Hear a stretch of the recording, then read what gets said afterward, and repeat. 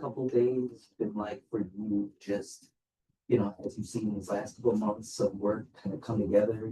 Roster that you put together. Staff, all these new faces. You're in there yesterday, just kind of looking around. So what's that like been like for you? Exciting.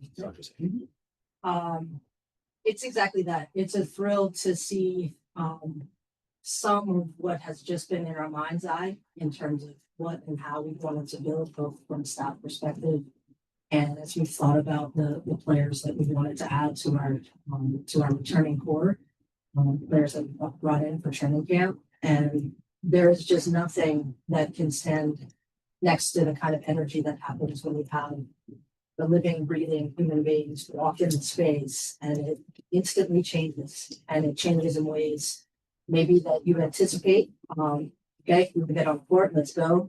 And it changes in ways you can't anticipate, precisely because the way that energy lives and connects and people start to connect, that's when the magic happens. So it has been energizing and wonderful.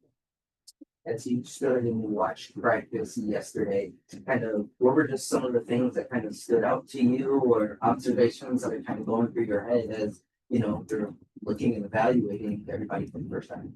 Yeah, look, I think Coach Johnson has set a culture and invited players to show up and be competitive, to be great teammates, to bring a lot of energy, and to be open to learning from each other and also from the coaching staff that we've assembled. So I think the energy that has been present has been exactly that. I think it has met his ask for people to come ready to play.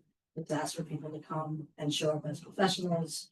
And our players have been incredibly responsive and excited. There's a hunger that's on the court. And I think the other characteristic I would name, I think there's been a grace about our players in terms of their support to one another. Watching our vets interact with our rookies has been amazing. There's an emerging leadership that's happening that we're seeing. So that's been really fun. It's waxing real quick for me. Update us on a timeline for Sika get back. Yeah, Sika is finishing her overseas play, and so because it is overseas play, we're just not sure. Of course, she's put a lot into her work with her team, and so we're of course hoping for the best, and at the same time hoping to get her soon. Hey, how are you? Okay. With how GeorgiaAmoore has said that her greatest asset is her brain. And with that being said, how have you seen that on the floor so far here? Yeah, Georgia has a lot of great assets. I would name her brain, I guess, as well, but I would name it as just one of them. I think what we've seen her show up and do is to be incredibly prepared, to participate and really listen intently. She is really, really communicative with her teammates.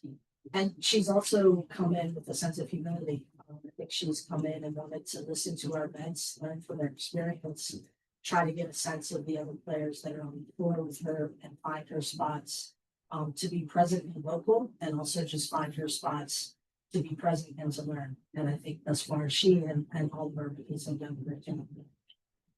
And with that, do you ever, I know with the draft, you vet and you speak to the coaches and you get to know the people that know them best. What have you done in terms of maybe trying to unlock a little bit more of their basketball IQ with speaking with their former collegiate coaches? Yeah, I think, we, as you said, we do our best to learn from others, to learn from the tape, to be a person and see them actually show up. But of course, you never know until you get them in the gym. And I just give a ton of credit to Coach Johnson and to his coaching staff for creating an environment that I think allows us to get to know each player and their particular skills in different ways. And I think they're doing that by setting a platform, everything from creating individual drills where we're able to see with more specificity, what they come in being great at, what are the spaces that they have an opportunity for growth. And then giving them also an opportunity to play with others. So to get up and down the court a little bit, see their ability to retain the things that they're learning, see how deeply they are paying attention to what their teammates do, And so with that diversity, I think the coaches have done a great job to allow people to show up in a lot of different ways. Hi, good morning. Thank you for doing this. What will kind of the decision-making process look for you during camp, and what are a couple of things specifically that you're looking for as you guys narrow down this roster? Yeah, I think we started with a couple of qualities that are just sort of foundational that I think we want no matter what. And that's a group of players who are hungry, who are competitive, who not only want to win, but want to do it in a way that means if there's a moment to celebrate, whether that's a win or whether that's an improvement, that they want to do that together. And so I think we're looking at players holistically in the same way that we looked at players holistically as we looked at them for the draft, for example. And so for both Coach Johnson and I, the entire experience is part of what we're looking at. How do you show up when you're at breakfast in the morning? Are you on time? Are you somebody that's engaging your teammates? And obviously, we're also evaluating how they show up before and how they're able to play. And so that collection of characteristics, as we step back, how they gel together, that factor will be important as well. And picking up on Georgia, noticed yesterday you were rebounded for her after practice. I can't say I've seen a lot of GMs do that. And kind of talking with her, what'd you kind of get out of that conversation? Embarrassed that you're calling it rebounding. It's actually very generous. I was vaguely getting it back to her in ridiculous shooting positions. So what I learned was that Georgia can make a basket off of that. Just one more for me. We talked on draft night about how Elena Dellon was calling in some of the picks. How much have you interacted with her beyond that, and how do you envision her helping the franchise this season? Yeah, Elena's been a great supporter. I mean, you just could not have a better example of somebody that I think embodies what it means to be a Mystic. We're thrilled that she was able to join us on draft night. Couldn't think of a better person to actually be speaking our next literally into the phone and to the league as we made our picks. And I'm honestly really looking forward to learning from Elena, the ways in which she wants to have impact and influence. And I think we're very open to learning and hearing that from her. And I think it's something that will, hopefully grow over time. But we're really grateful for her generosity in that way. So kind of the note of your first question, how do you, in your role as GM, balance kind of like talent evaluation with not getting too attached to specific players? This is one of the 12 spots at the end of the day. Yeah, I mean, I think one of the things that's really important about what we're trying to build is that anybody who comes in to the gym, into the Mystics organization, whether that's staff or players, and for however long you might be present or a part of the organization. If you are somebody who comes into training camp who doesn't ultimately make the roster, if you are a player who comes in and makes the roster, if you're someone who comes in to help us out at practice for a day working the scoreboard, if you're somebody who comes every single day to practice to help our players work out, I think it's less important how long you're present to contribute. What's important is that the minute that you walk into the space, you're part of us. You are on the team while you're there. And ideally, when you walk away, whatever the experience is that you have is the experience that you have. And so we want to make sure that in the minutes that you're here, in the days that you're here, in the months that you're here, the years that you're here, that everybody feels like they're getting the same thing, which is being respected, that we have an investment in you, that we see you as somebody who's capable of learning and developing, and that whatever it is that you're contributing is an inextricable part ultimately of what our success will be. Hi, Jamila. What would this being your first training camp here with Mystics? What would a successful camp be for you? How do you kind of envision that? Yeah, I think camp has a lot of layers to it. It's the first time that you get your returners in the building. It's the first time that you get to introduce any rookies or new players into the franchise. And for us this year, it's of course the first time that we're gathering in some ways as a new staff, both in terms of our front office, in terms of our coaching staff. We made some incredible additions to athlete care and performance team. And so in some ways it is by virtue of it being the first collective. I think we have to be open to learning. So I think a successful training camp would be not necessarily that we're perfect, but that we have clear standards for ourselves and can recognize when we don't meet them and have a chance to improve ourselves in this space of time. I think, for our coaches, what success looks like is creating enough of an opportunity for us to do real evaluation of players. But a lot of it is culture setting. We're literally in the process now of creating an environment, having everyone together. You mentioned the process. Relatedly, how important is this camp for you implementing your vision for what you eventually want this organization to be? It's huge. Every minute is huge. I think, when you're trying to build something, it means that the time you get to the gym, your ability to touch and speak to everybody who's in it, your awareness of where you see somebody that's in their group and getting what they need, and your awareness when maybe you see somebody who is not, right? That kind of openness and listening is a huge part of recognizing that you're not going to start out perfect. And if you're trying to build something that is reflective of everybody that is in the organization, it's that paying attention that allows that to happen. And so I think success would be that we are a work in progress, but that we're improving every single day. And that's what we ask of the players that are out there. And I think that's what we ask of ourselves as well. Thank you for taking time here. I just wanted to ask, you mentioned a little bit earlier about the veterans working with rookies and helping welcome them to the league here. Just sort of being around like the last couple of weeks, what are some examples that stand out to you of more seasoned players who've been here a while, being welcoming some of these younger folks? Yeah, I think what we're seeing is different types of leadership that line up with different folks that are on our team. So what we try to shout out when we see it is the sort of the obvious leadership, folks that are gathering, the full team around to give pointers, to provide a pick-me-up in difficult moments, who are incredibly vocal to the larger group.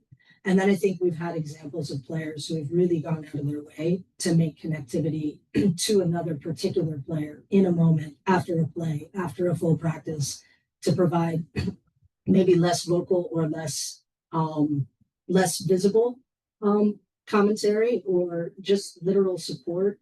And so I think we're trying to be really careful to name that all of those things are leadership. There are all different brands of it, and you can really lead right where you stand. I think we see the amount of effort that we're getting, in particular out of some of our rookies. That effort, that work ethic is a version of leadership as well. Jamila, you touched on it a little bit with regards to the good problem you have in having to figure out how to cut down your roster to 12.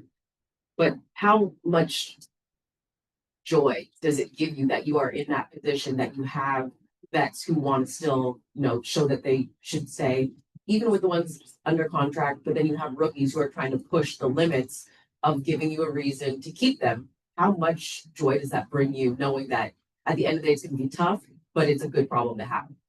Yeah, you said it.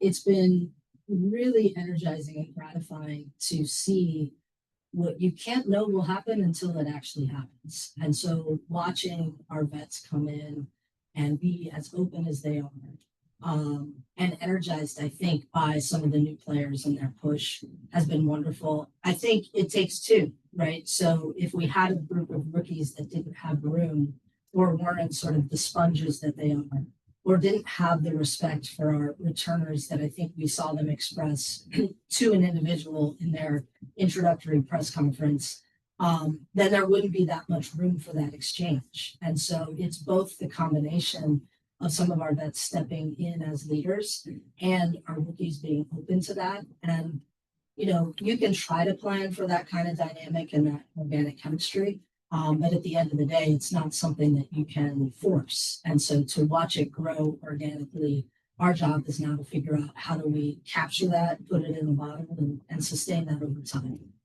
do you feel that with your experience with the Players Association and seeing different kind of mixes come together in your first season, in Sid's first season, do you feel that that gives you a bit of hope knowing that you already have that one thing checked off, that you don't have to force the chemistry, it's happening on its own?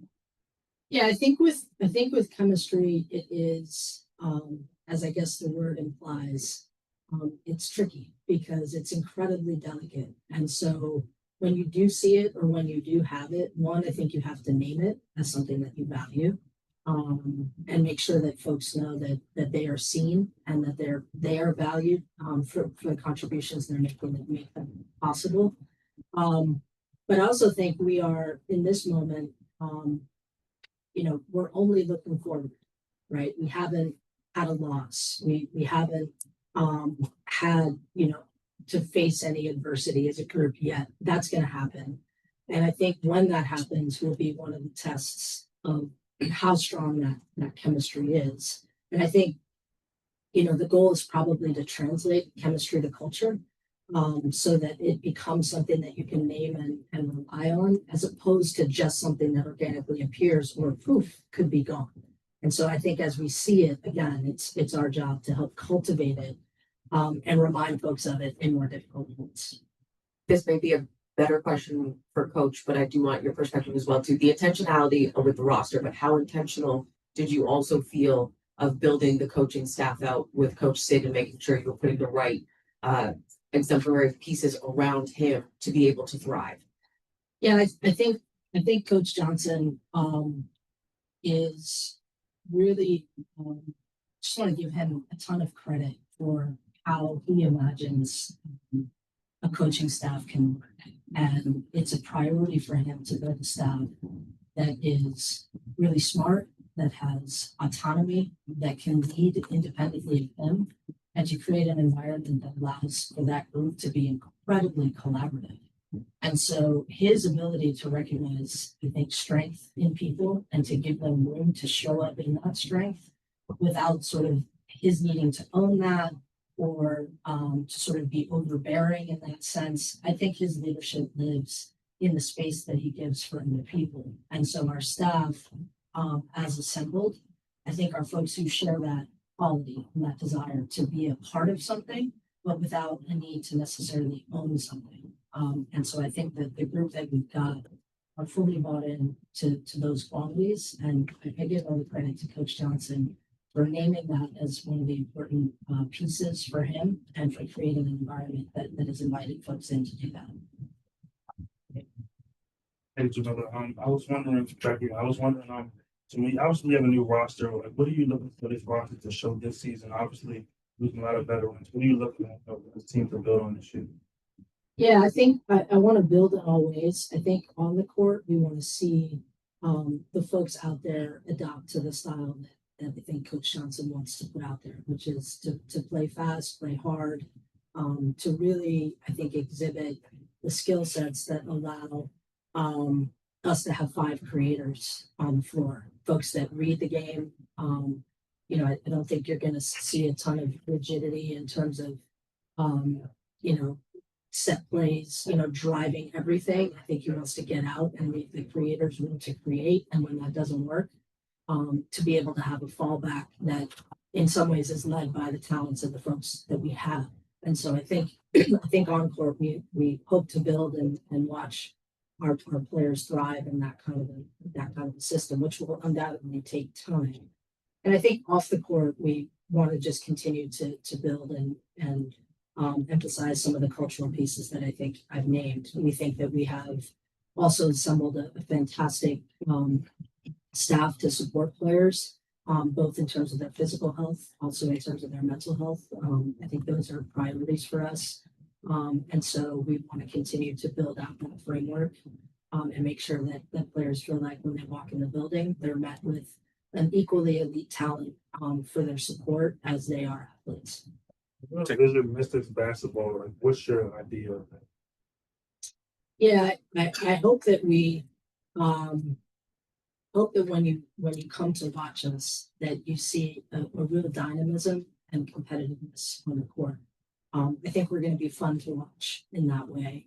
I think you're going to see us improve and be hungry to improve every day. So that sense of development, I think, is at our core. My hope is that that will be there forever and all time. There's not sort of an apex to that where we'll be satisfied and stop. I think it's the continued ability to sort of perpetually contend and to bring that energy all the time that's important. I think the other quality is that we have in our players not just great athletes, but great people. And they have expressed an awareness of wanting to have an impact on the team, on this community, on the game, and wider than that, I think they have a consciousness that they're carrying and a part of a really amazing moment for women's sports in general, but also for women's basketball.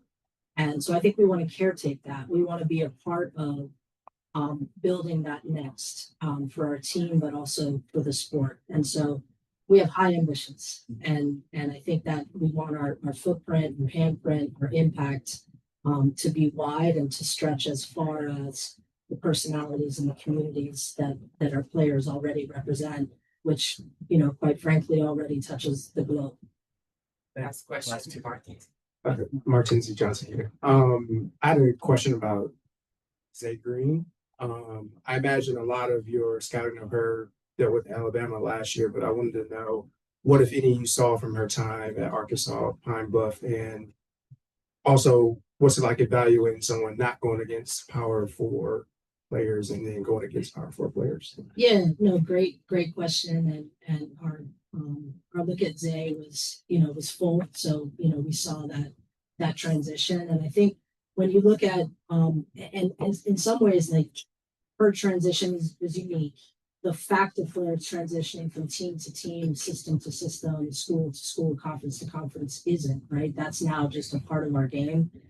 As you see players jump in the portal, and we have, you know, a couple examples, Georgia obviously as well, he going from Stanford to USC. And so I think what's on view is not just how do they do against their competition, but their capacity to sort of shapeshift and make that transition. I can't imagine what that's like as a 19, 20-year-old to be making those choices and adapting at that level with as much pressure as there is to compete. And I say that because as I look back at myself, it was all I could do just to be in one place and concentrate to try to perform there. So I have just a lot of respect for players who have been through that. And so I think what we have really is a view of how they manage adversity and change. And that's probably as important to us as, you know, watching how she shows up, you know, against a different defender. All right. Thank you, everybody. Thanks, Thank Nancy. you. Great, Brandon. So, how about it? Good morning. Good morning. Well, we touched a little bit on this yesterday, but I kind of wanted to ask you about had a night's rest. With all the new faces and you instilling what you want to instill and just setting this culture and all these things, just in these early parts of camp is really short. What are some of the things that you really like want to make sure you get instilled in this early part? I think for us, our daily habits, Bernie, I think, you know, just making sure that we're playing really, really hard. I think that's absolutely critical. It is early. We're going to get tested with that 44 games, but we have to compete. This league is just tremendous. So we really, really have to compete. We're ready for it. We want to get better. We want to embrace that. Small victories, big victories, all on the way. Never kind of resting on you know, what we're down the day before we go to the bad. I like to preach the communication between players and coaches. Most importantly, players and player. So just communicating very well. And you know, this is a team game, so the humility part of working together. Those are our 4 habits that we want to hold to, and realize we're going to get tested. But for me, it's important to hold on to those, to build those now as our foundation moving forward. We've talked a lot about, you know, we want to play fast. And some of the players have kind of mentioned that also, getting shot up in the first 8 seconds. So can you detail that a little bit for us, or what you're looking for when you say play fast? What does that mean to you? And is that accurate of the goal is to get shot up in the first 8 seconds. I mean, that's a goal. That's a goal is just to play fast. And how we market, I do favor it's a bit, but how we market, is how we market. But we do want to play fast. And I think and they understand this, but to share with you all is to do it efficiently, right? So not just throwing the ball up there and being loose with it and taking any kind of shot, being reckless, gambling, nothing like that. But understanding that that first 8, 10 run sets, however you want to quantify, it's actually a lot of time. It's a lot of time. And so getting our players comfortable in terms of passing, dribbling, shooting, and making good decisions in that amount of time and seeing where it gets us. And one last thing for me, and I'm curious, kind of going up with that also, you guys have a good roster of post players for now between Steph and Aaliyah and Kiki and yes, thank you. Aaliyah, These are a lot of people in the post. But we've talked a lot about playing fast and shooting threes and things like that. How do you kind of envision that meshing? Because obviously you want to play to the talent that you have. Yeah, meshes very well. I think you have to play you do have to have a deep roster to play at the pace that we want to play. So you already mentioned pretty healthy depth chart there in terms of 4s and 5s. And we also, as I say, 4s and 5s, we want a bit more positionless basketball and versatility of inside out. So you have players who already have those skills or who will be developing those skills, with our coaching staff. So it's actually a pretty good blend. And I'm excited to see where it gets us. I know it's early, but what things have you seen from the team that you're looking to build upon day to day? What skills have stood out team wide for you? I would start honestly with Steph and Slim's leadership. Like they're just flat out pros. They're about their business. They work really hard, but they're also like helpers, givers, and I think that's really stuck out. That's like set the tone for how we practice, how we communicate with each other. Is that they are competitive. They are professional in terms of their approach, but they're not cold. They're very warm in terms of bringing people in, and that's contagious. And so that's given our younger players, it's like a safe space, to be honest. Like, you know what I mean? As we're trying to figure this out and get a lot of people accustomed to some newness, including, head coach and coaching staff, they've really set the tone. And right now, I feel good about the energy that we have. And what I've shared earlier already is that we have to hold that day in, day out. We can't have great energy just because we've won a couple games. We can't have poor energy because we've come up short. That's just got to be who we are. And so far, so good in that regard. And with the rookies, it's like you don't want them to necessarily put their toe in the water and test the temperature, but you want them to be thermostats. How have you seen that aspect of approach in the rookies?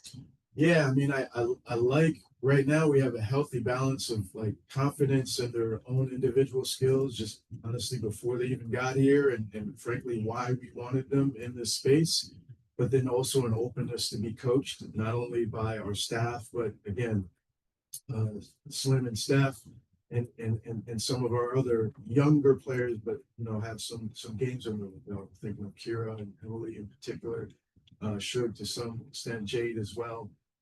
So the rookies, our first rounders and Lucy and Zay, also like just kind of confident in what they can do, but also willing to be coached now. Last thing for me, just with Lucy, what have you seen? Because on the collegiate level at Villanova and at Iowa, I mean, she was a mid-range menace. In the professional ranks, how has that skill set of hers and that strength of hers seamlessly translated to the WNBA level? Yeah, well, I think Courtney Williams has shown the world that the mid-range game is still alive and well, and she's had a wonderful career and continues to, and her ability to knock down that shot, everybody in the league knows how valuable that can be. So we're certainly not pulling that away from Lucy in any shape or form. It's just got to be a shot that she makes at a high level, which is what Courtney does. What I would say directly in terms of Lucy is her work ethic is really on the high end. I mean, she really puts her time in, which is impressive, which is what's needed at this level. And then she has shown an ability to learn fast. And so those two skills bode well for a long career. Obviously, you got to have health in there as well. But those two things stick out right now. Hey, Sydney, going back to playing fast, you kind of touched on this a little bit with Kareem, but specifically, how are you thinking about as you're teaching this young group how you want to play? How are you thinking about the balance between playing fast but not playing out of control, not playing too fast? Yeah, it's not easy. I mean, every player gets excited. Oh, we get to run, and yet there's some accountability there, and I think one of the things, I mean, I named it before, is like, just shot quality, not being loose with the ball. Those are things. Our shot quality last year was on the high end. Our turnover rate was probably not where we wanted it to be, and so I think these are some of the things you just start to name it. You start to define it. It's just not 8 seconds or less, and that's all you're thinking. It's more about, how are we attacking the rim? How are we attacking teams from the 3-point line? How are we, what types of shots do we want? And then if we don't have those shots, well, then we're fine to flow into middle and back into the shot clock. The world doesn't end after the first 8 seconds, So certainly that's been well defined, but you can almost put that on a t-shirt of 8 seconds or less, but there's a lot more in there. There's a lot more teaching in there. I don't want to give all of it away, but we are working towards getting that appropriate balance of being a threat in transition. And then, hey, if you don't have it, okay, settle in and trust what we can do with 5-on-5 and that. I know you've coached at different places and different styles. How has kind of your philosophy evolved over the years to kind of get to this point where this is? Yeah, that's a good question. I think, I feel good about the range of experiences that I've had, whether it's, collegiately or Team USA or 3-on-3, obviously last year in the W. And I guess what I would say is just what I appreciate so much about our athletes, even our younger ones, is their willingness to want to get better. And their ability to pick up things fast. And that's ultimately, there's a talent that you have to have, there's a competitiveness that you have to have, and then frankly, you got to be able to process things quickly. And overall, I see a high level of that in this league. Excited to have a good amount of that in our building, in our gym, because ultimately those are the things you got to have to even have a chance in this league. And just one more for me, with so many of your players, you played in Unrivaled this offseason. How do you think that will help this group as a whole, or what sorts of things do you expect them to be able to carry over for 3-on-3, especially, since you've coached 3-on-3 and Coach Slim, what do you kind of see the impact of that being? I loved every minute of it, Unrivaled for what it meant for those athletes, for our league, for women's pro basketball, globally. And obviously, W being the big entity there, but Unrivaled, tapping into that a fair amount. And then I love the fact that all of those players were being put in positions where they had to pass, dribble, shoot in different areas of the floor, play at a certain pace, defend different areas of the floor. All of that stuff was wonderful. And so Mystic specific, all of that bodes well for what we're asking them to do 5-on-5, day in and day out in our gym. You know what I mean? Where we want them to be a threat in different areas of the floor. We want them to be able to be comfortable defending in different areas of the floor. We certainly want to accelerate their decision making such that they can make decisions with and without the ball. And I think Unrivaled gave them a taste of that. You can see, the experience that Aaliyah had and the growth. We can literally see the growth happening before our eyes. So all those things we want to build on, but they lend themselves very well to how we want to play. Questions? Ray mentioned how deep this team is in the front court. On the flip side of that, kind of like most of the guards on the roster are like 22 years old. So what are kind of the pros and cons of incorporating them into that style? I think that the cons are, you know, you're not sure what you're going to get. You know, you're not sure, you know, what's coming. The pros of that is you can really impact, you know, how they go about their daily habits and how they approach things, and you know, you feel like you can have some impact there and influence in terms of how you hope it will look and how they develop and grow their careers. I do think that, yeah, we are, you know, lesser experienced and less of an established depth chart, if you will, at 1, 2, and 3. But I do really hold on to Slim as kind of like our, you know, our guiding light there. And I'm hopeful that we can get 44 games from her, because I think she sets a really good standard for all of us. That I can put her with other players and really feel like we have our identity. And so, yeah, there's a bit more coaching there in those areas and with those players. But when I have Slim, I just feel like we can try to get to where we want to get to. And so there's a bit of comfort as well.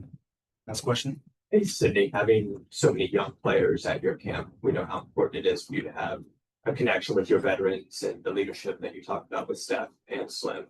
But what did you tell the group of veterans that are coming in that what you wanted them to display in this camp for you and also for the younger players?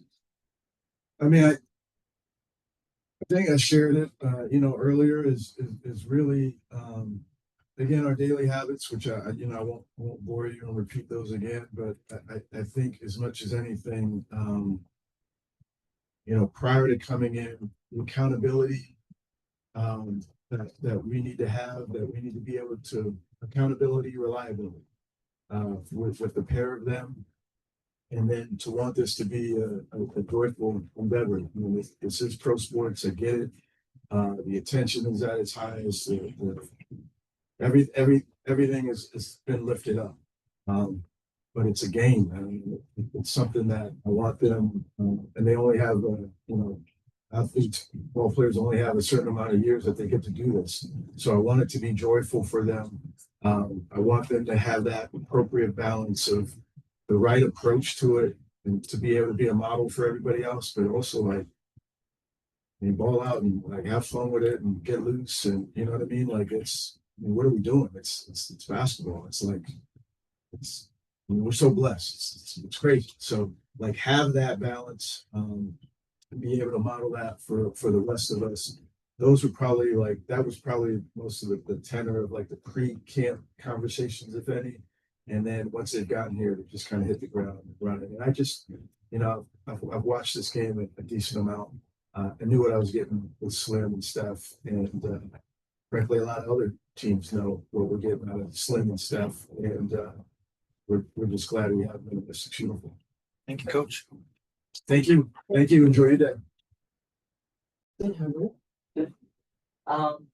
You know, yesterday we kind of touched on a little bit about, you know, it's the youngest team you've been on before, and sounds like this is the fastest scheme that you've kind of been within. So what is all of this like for you? Just so much newness, and the fact that, you know, the team's in a different position than when you first got here. So how is all of this coming together? What's it like for you? It's been a whirlwind. I think for me, it's just about taking it day by day, kind of figuring it out as I go. I think everyone's kind of doing that. You know, a lot of the rookies come to us to ask questions. And I'm like, honestly, you know, we're also learning, coach. So I think we're all just kind of learning together. So I'm just trying to do what I can do, what I can control, all that stuff. Personally for you, kind of going into the season, what are some of your goals that, you know, you'd like to accomplish? Either. I also don't know how old I am. See, I was gonna put you out like that. No. My mom corrected me the other day. She's like, "You're not that age anymore." No, I think my goal this year is just one, to stay healthy, be healthy. I had some shots in my knees this off season because of my age. So I'd like to just make it through the whole season. Last year I did that without any injuries. And it felt really good. So I'd like to do that again. And then obviously I think just growing my leadership skills, my game. I'm not sure there's much more growing for my game. You know, I'm not gonna be going one-on-one from the top of the key anytime soon. But just staying confident in my shot and just doing what I can do at the best of my ability and bringing that to the team. Last one for me real quick. I know it's only been, I guess you guys have been here for a week, but on one official practice, just since you've been here and since you've seen the new folks, anybody stand out to you, anybody catch your eye or early impressions that anybody has kind of stood out so far? I mean, Kira looks great. Kira looks really confident, which I'm excited for her. Like I said about me being healthy, I'm excited for her to have a healthy season, and to see how she goes. Kiki looks really good, very confident also, just kind of not acting like a rookie. Same Georgia. Georgia does not look like a rookie at all. She came in the first day, was answering questions quick, was talking quick. So she looks really good. Sonia looks great. Her shot is amazing. Yeah, I think everyone, like I told you yesterday, everyone's just really eager and happy to be here. So it makes it fun. It's a little. It's not that early. I've been up. No, you're good. Just don't mind my coughing. Okay, good to see you again. Picking up on kind of the government team line of questioning, what kind of tone are you trying to set in camp, or what kind of mentality do you want the team to kind of take on? It's a hard one. I think just learning. I think like me and Sykes, we play hard every day. So I think we bring that consistency that these young guys need in their vets. But I think for us, it's just about coach has been emphasizing getting better, playing hard, and just communicating. So I think for us, that's the most important part is getting better every day, playing hard every day, and then just constantly communicating with each other because we're also new. The extra communication is going to be really important for everyone. Or you talked about maybe not having the time to add to your game. Curious kind of what you learned or what you added to your game in rival. How you think that's I don't think I add much in the Rebels, to be honest there. or would you don't say it that way. Would you improve? Playing through around 3, 4, 4.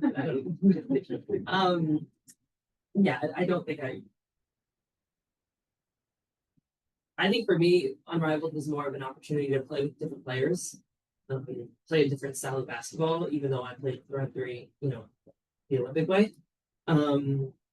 And just a chance to play basketball, like in general. I don't think it was really for me to go and change how I play or improve certain things. I continue to work on my shot every day. Just, yeah, I'm a pretty simple player, so I don't like do much of that. Last thing for me, did you see anything different or improved from your existing teammates who are down there? You got a lot of them. Yeah. I mean, all of them. Sykes is getting better every day. I mean, from Unrivaled to now, she attacks the basket really hard. Her confidence also, after her year last year, I know she wants to have a great season and healthy season also. Like I said before, Kira, just her confidence and her ability to just attack basket, finishing plays, finishing through contact is going to be really important for her. And then Aaliyah also. I mean, everyone saw her in the one-on-one, but that's something that she can do every day. So I'm excited to play with them all. Hey, Steph. Obviously you've played in a lot of different offensive systems throughout your career. Some stops you've played more on the ball, some more off the ball. I'm curious because, last year I think you took a big facilitating lead. It was your career high in assists. You had a really good connection with Ariel specifically. Have you talked with this new staff about your role as a facilitator? Like, do you see that as something that's going to continue to evolve? Or do you think that's maybe going to take more of a backseat this year? We haven't spoken about it specifically, but I do know that they know that part of my game. Coach Johnson has emphasized, the parts of my game that he already likes and appreciates. And part of that is my passing ability. So I think with the team that we have in terms of cutting, Kira posting up shooters, that's something that I can always bring to the table. So yeah, I definitely plan on continuing with it. Hey, Steph. So with Georgia, you said that she doesn't look like a rookie at all. Can you expound on that statement and what you've seen from her in the short time? Yeah, I mean, she impressed me from day one in terms of her confidence. I wasn't joking when coach asked questions during practice. She was the first one to answer every time. To answer things that I didn't even know were a thing. Sent them. So it just really impressed me with how much confidence she came in, and it takes a lot to like speak up on things that you don't know if are true or right or wrong.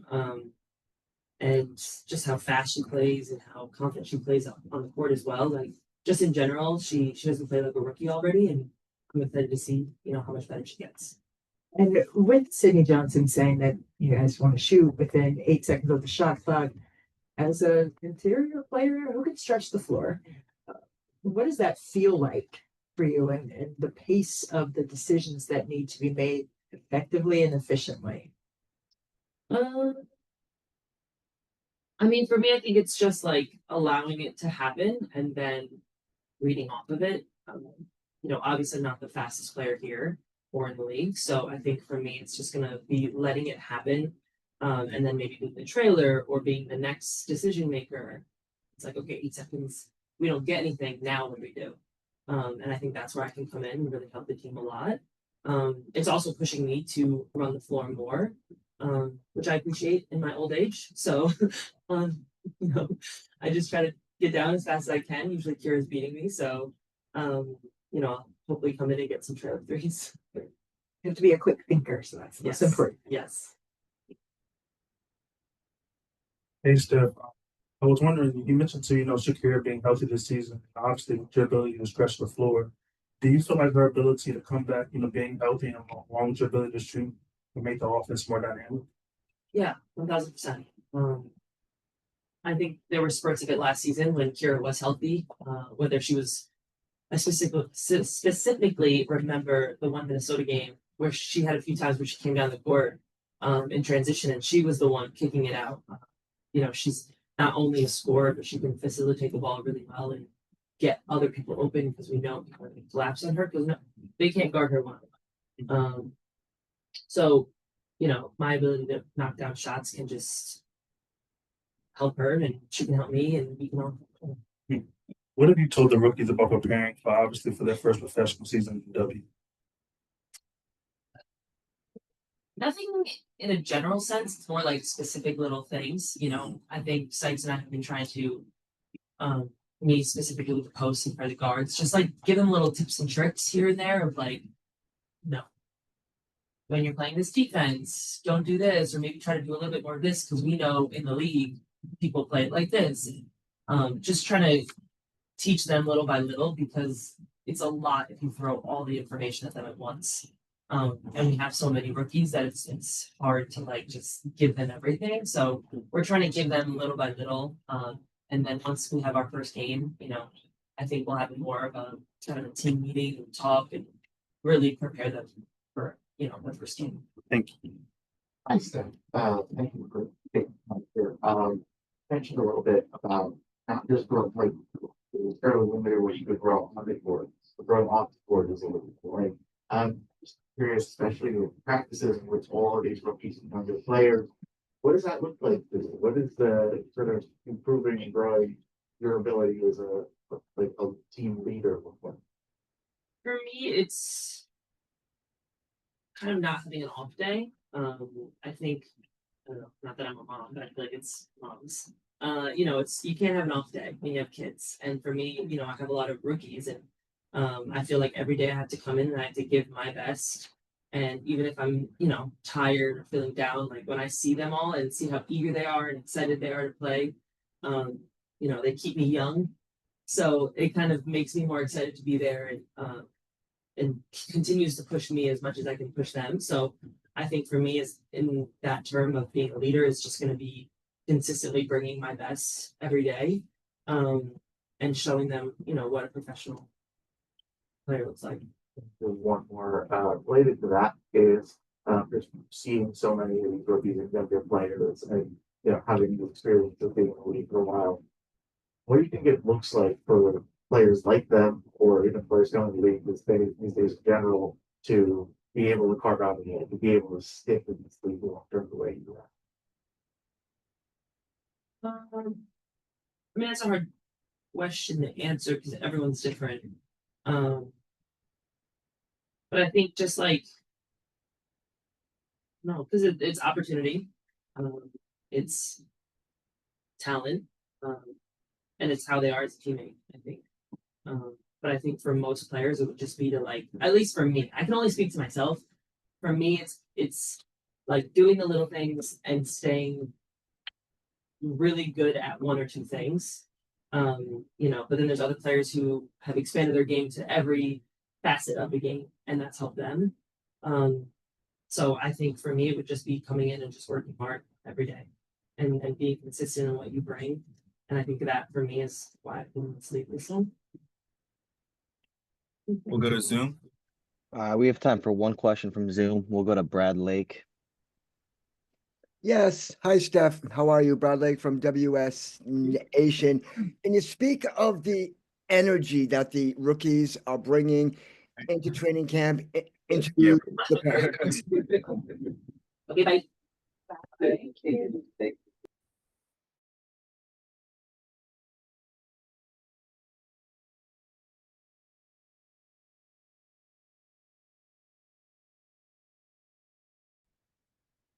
Get started.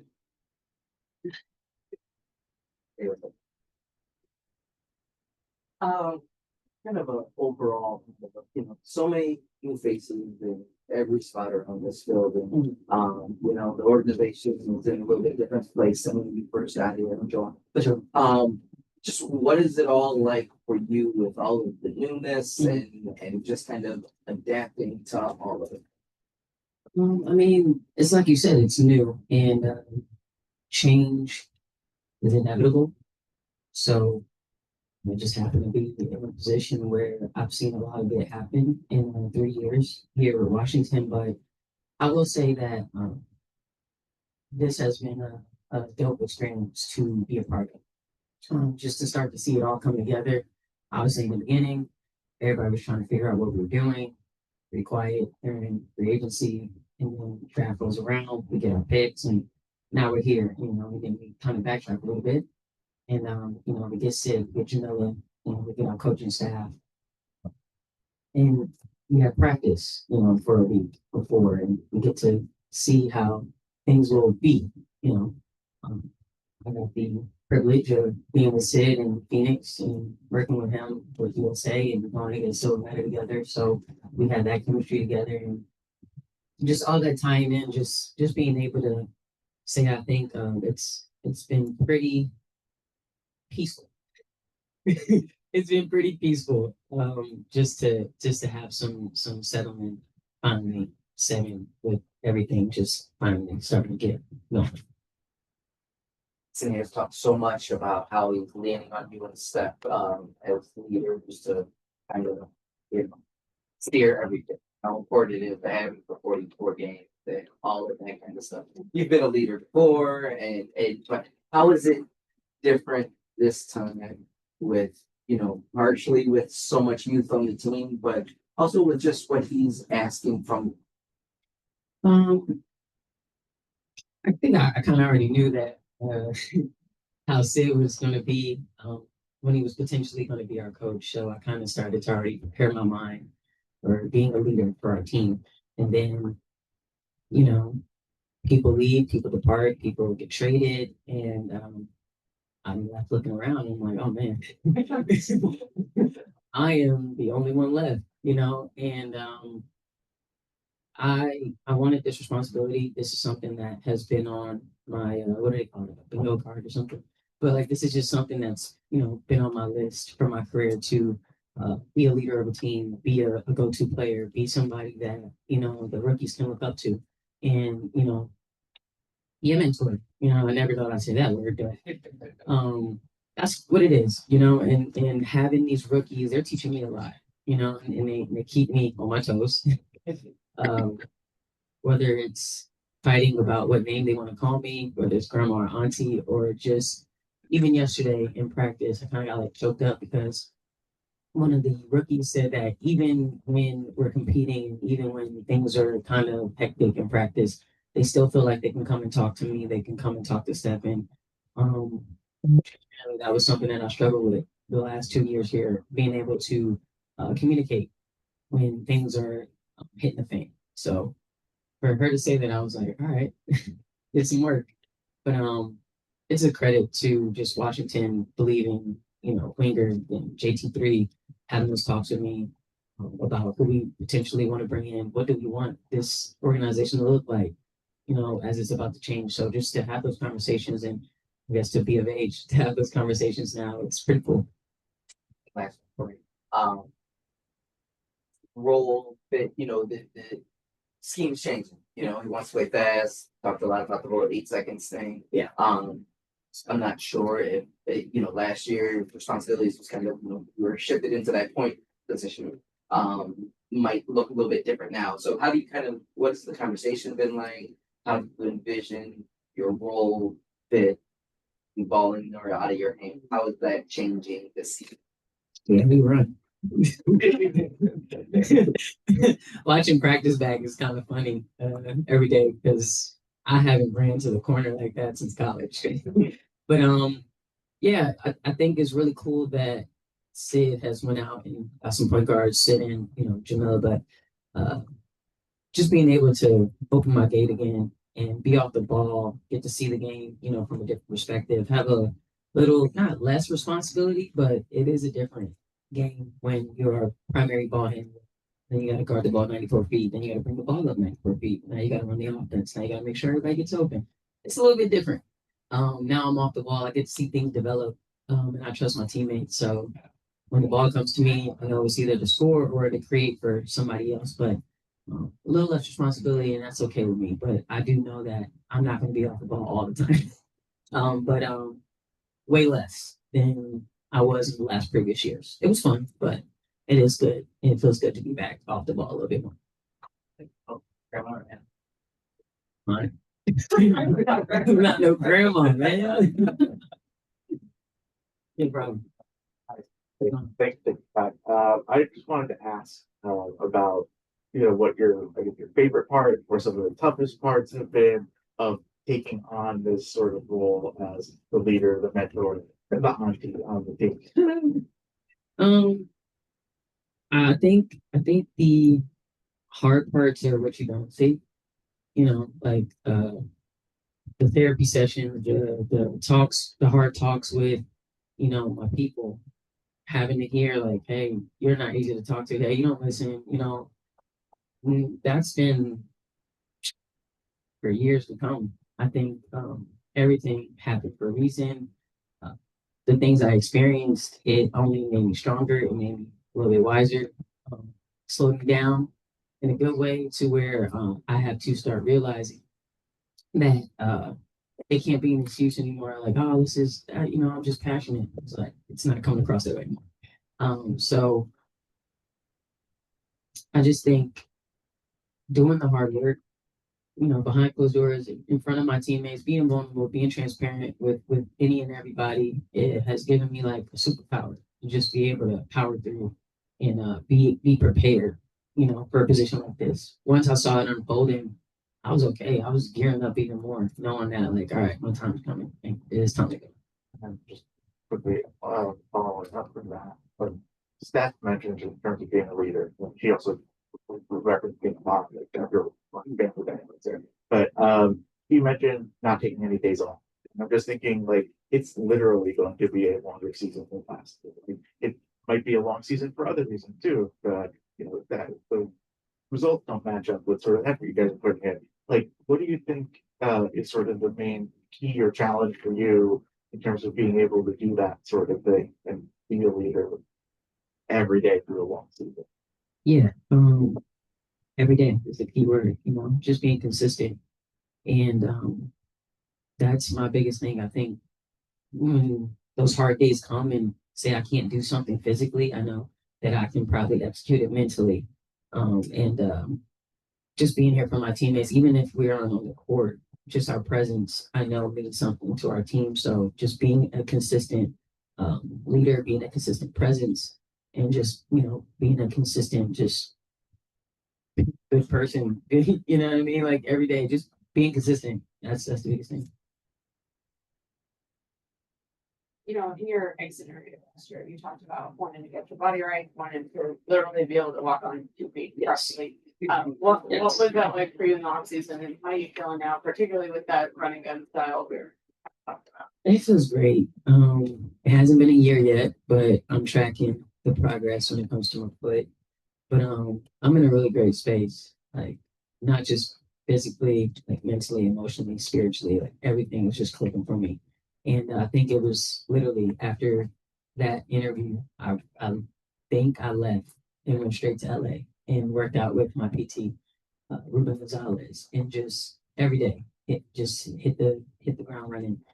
And then I just went back and forth between DC and LA. I had the USA, trial, made the team.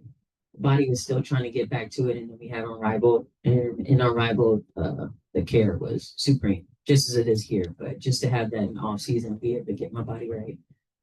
Left Unrivaled, went straight back to LA for like a month before I came back here for training camp. But all that to say, like I literally just did not stop, and I did everything I possibly could physically to get my body back because I knew coming into the season it would mean a lot to not just me but to everybody just to be back on that court for all 44. Speaking of LA, Kiki said in her press conference that she like worked out with you back when she was in high school, I think, right, in LA. Yeah. So what do you remember about high school Kiki, and how is it now, having her as your teammate, her kind of all grown up a little bit? It's crazy. It's really crazy because I really do remember her working out with his name was Dash. He's a he's a trainer that we work out with in LA, and I can just remember her just doing the simplest of things, catching the ball at the elbow, rip drive. There's videos of her dunking in that same gym we worked out in. It's just crazy to see, how time flies, and now she's standing next to me as a teammate. So I don't take that for granted at all. I kind of just view it as a, alignment thing. We were meant to be something, working out the gym together. Last question. Stylistically, what has stood out from the rookies so far? I know it's been a short sample size of time on the floor together, but what has stood out to you in terms of what they can bring to this team? They have good poise. Obviously, we haven't played in games yet, but even in practice, when so much is being thrown at them, they show great poise, and they have great ability to retain information. They're not afraid to ask. They're not afraid to mess up. And that's big, as rookies. And you don't smell fear, like on them. They look eager, wide-eyed, and they're just ready to go. I think they know that they have an opportunity to come in and make a difference, and to even have that type of energy is changing for our culture. So it'll be big for us. Just real quick. We're gonna try Zoom again. We'll give one question to Brad Lake. Yes. Hi, Brittany. How are you, Brad Lake, WS Nation? Can you speak to how you and the other vets on the team have advised the rookies on that crucial transition from the college game to the W? Yeah, I mean, all of us have had our own, tidbits to give them. My biggest one was if you're going to do something, even if it's wrong, do it with confidence. Like, don't doubt yourself, don't doubt your ability. And obviously, just don't be afraid to make mistakes. And I think those two goes hand in hand. And they've showed that they're not afraid to make mistakes. They want to go out there and, they want to play ball just as bad as us. All right. Thank you. Thank you, guys. Thank you. Bye. You get started. Hey, what's up, Warner? Yesterday we were kind of talking about, you in this new scheme and, playing fast, but you're like not rushing, you're not slowing yourself down.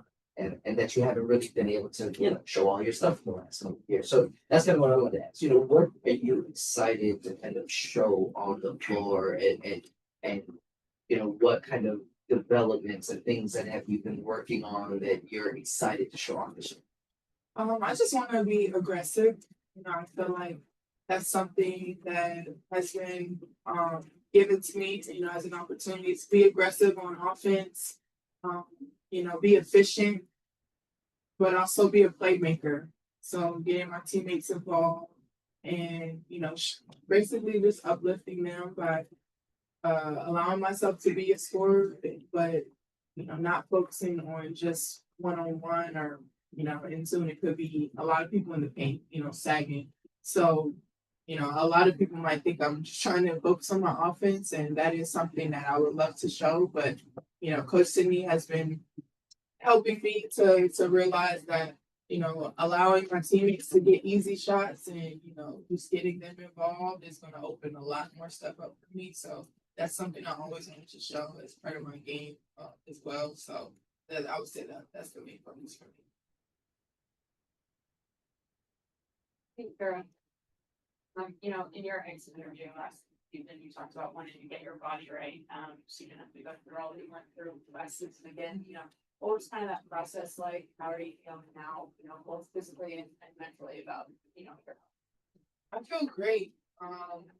Just a year ago, I was 4 months post surgery, started training camp, and as realistic as I would love for me to start 100% healthy last year, that just wasn't the case. So now that we're a year past that, I've been able to pour into my body, listen to my body, learn my body, and really trust myself, and knowing what's best for me, what's best for my career.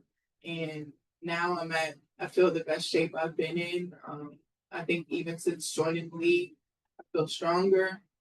I feel like my conditioning, I'm allowed to push myself a lot more than I have the past couple months.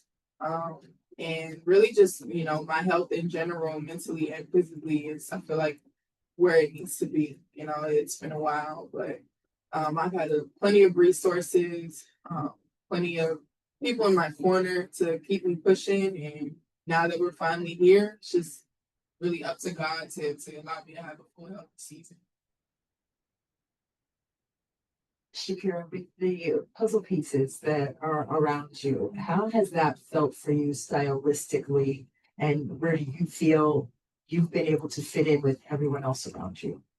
Yeah, we have great players here, from our vets that we've had the previous years, and I really haven't gotten the chance to play with, and Slim, how aggressive she can be, going downhill, her shooting abilities, with Steph being a pop big, opening that space up for me, that's all stuff we've had. But now, we're bringing in even more. We have Leah that's coming in with a lot more confidence, I believe, to be able to showcase her skills.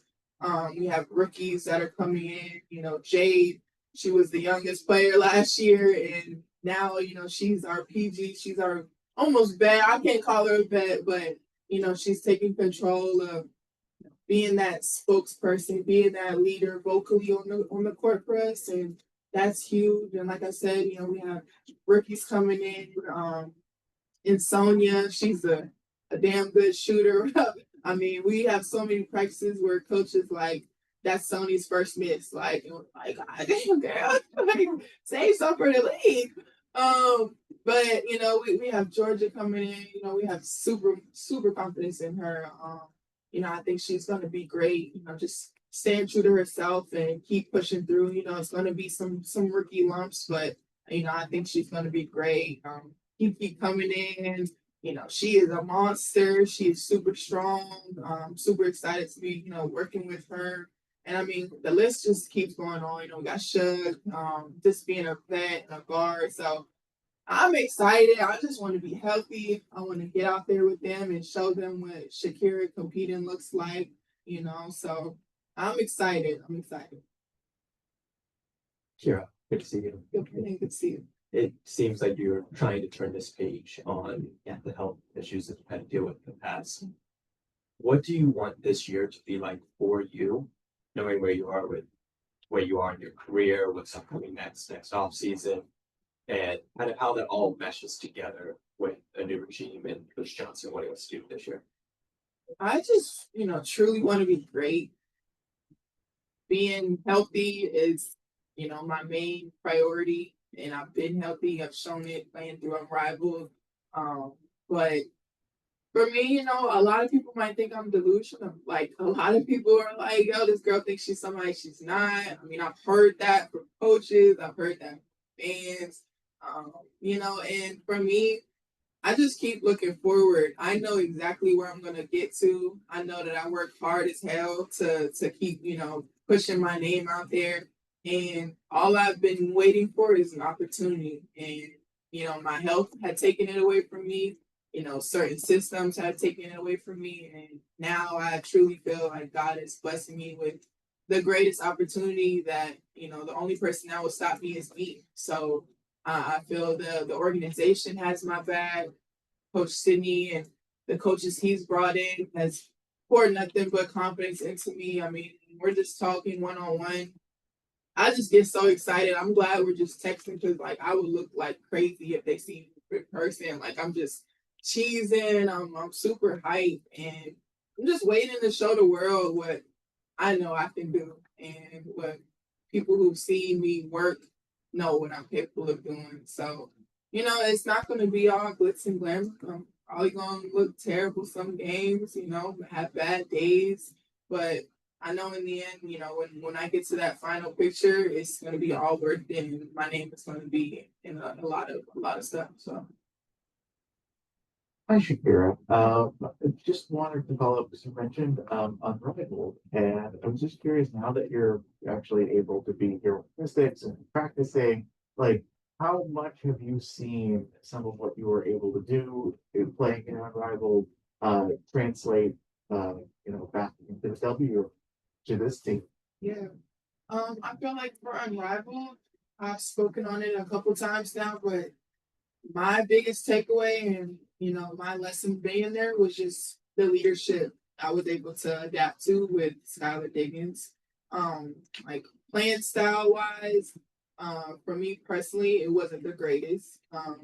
And I feel like maybe defensively, I was able to translate some stuff to 5-on-5, but just simply the leadership that I was able to pick up on from them, and Courtney and Fee, and watching someone like her work every single day. Even though I didn't have games that I would be proud of, like I was still able to go home and say, hey, I learned something here, like I can take this back to my team. And I was just appreciative of that part. Take one last one, go to Zoom. Shakira, you mentioned, how you getting past your injuries. What have you learned about yourself as a player, but also as a person, obviously going through the injuries that you've gone through?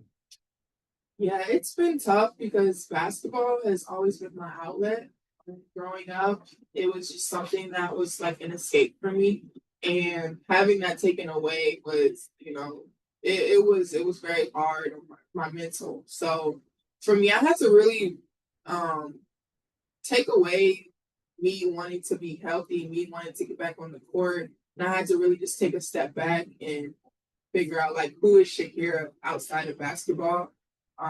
And that's a tough question when all you want to do is be great in this sport. And I feel like now I'm at peace where even if basketball was taken away from me, I think I would be still an amazing human and probably have a even better career in something else. I figured out I love fashion, I love food. So really understanding who I am outside of basketball has really been, the biggest takeaway. But I still love it here. I want to be great, like I said. So finally getting, I feel like through this home has been, very positive. We'll take questions on Zoom now. All right, we have time for 2 questions from Zoom. We'll start with Megan Hall. Hey, Shakira, happy Monday to you. I wanted to ask you, you've just spent several minutes talking about your journey over the last, couple of seasons. What's one moment that you don't want to forget that's happened to you?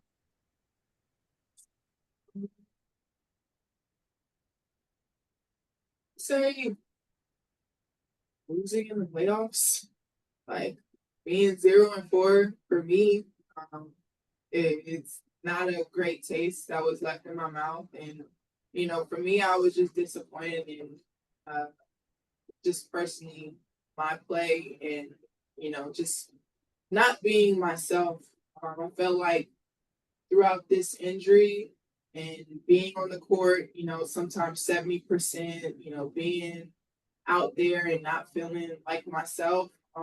Something I've told myself now after being injured is just that if I'm going to ever step on the court again, like I'm going to be me and I'm going to stay true to myself, stay true to my competitiveness and be aggressive, and I think no matter what team you're on, no matter what your role is, I think that's something that you should always just kind of carry with you because, they want me, they'll accept me for me. And that's something I always hold after those losses so that hopefully, the next time I'm in that position, I can feel okay with, possibly losing because I know I was able to give it my all and be my true self. Thank you so much. I appreciate you. And we'll take the last question from Blake. Hey, Shakira, this is Blake Spadell from Blake's Take and W Swish. What are your expectations for your fourth season, and how do you plan to build on your previous experiences? My expectations for myself is just to be the best possible teammate I could be first, and that's being the best Shakira. So, I want to be able to make everyone around me better, but being, 100% myself, it's, I think, gonna do that. So, I don't have a list of things that, I want to have accomplished after this season. I think trusting the process and trusting my work that I've been here for weeks now since Unrivaled was finished and I've been working. And I just stay true to it. I just trust in the Lord, and I know all the things that I'm working on now will pay off at the end. So whatever that looks like at the end of the season, I'll be grateful for it. Thank you. Thank you. Thank you, Shakira. All right. Thank you, guys. Thank you. Right, we'll get started.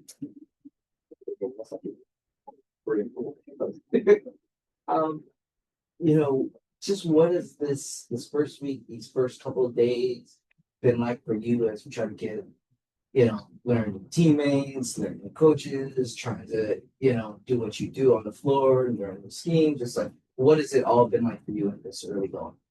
Exciting, truly. I think I was just, waiting for a new opportunity to kind of have to prove yourself, make your mark in a new league, in a new space. And the WNBA is the best league in the world, a place that I've been dreaming about, being in. And the fact that I'm here is something that I'm super excited about. But practice has been fun. It's been competitive going against, the bigs that have been in the league for a long time and kind of having to, earn my keep. But it's been great learning. We're learning a lot, but, our coaches do a great job of making sure that we understand everything. But just a lot of excitement and learning. So anything that you wanted to show off? My three. My coaches are super big on that as well. They encourage me to shoot my three. Been shooting it a lot in practice, staying extra to make my shots, because I know that's going to be something that's key in this league. I'm playing the four, maybe the three. So just really working on my 3-point shot. Kiki, just wanted to follow up on all that about learning. What are some of the things, whether it's on the court gameplay stuff or if it's personal stuff as far as being a pro now, what are some of the things that feel like you've learned the most or that can be your favorite things to learn? Yeah, definitely a lot of stuff on the court, different terminology. Maybe I called it something different in college, but they call it something different in W. So a lot of terminology. Our vets have been giving us a lot of tips and tricks, even though we're competing against them. But I think the biggest thing is learning what it takes to be a pro. I'm like, oh, I'm not in school anymore, so it's just basketball and you're cool. But no, it's like you do pre-lift, you do post-lift, you do treatment before practice, after practice, you watch film. There's just a lot that goes into it. What are you eating?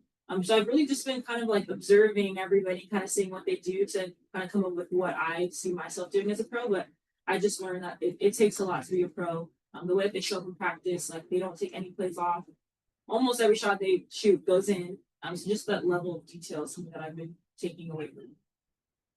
Hi, Kiki. Jen Hadfield with the Next. Nice to meet you in person. You talk about, the vets and all this learning.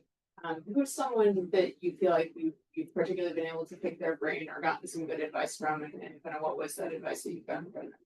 I say Slim and Steph, truly Steph, mainly with like my post work and just watching her watching me. And sometimes it's not even a call the coach makes, but Steph will be like, oh, Keeks, if you do this and this, it'll be easier, or you don't have to work as hard. So I'm just giving me little tips and tricks. And Slim, I think that's someone who I was talking about, just the way that she approaches the game is someone that I've been, looking at and like observing. We worked out a little bit when I was in high school, so we kind of go back a little bit. So to be teammates is super exciting.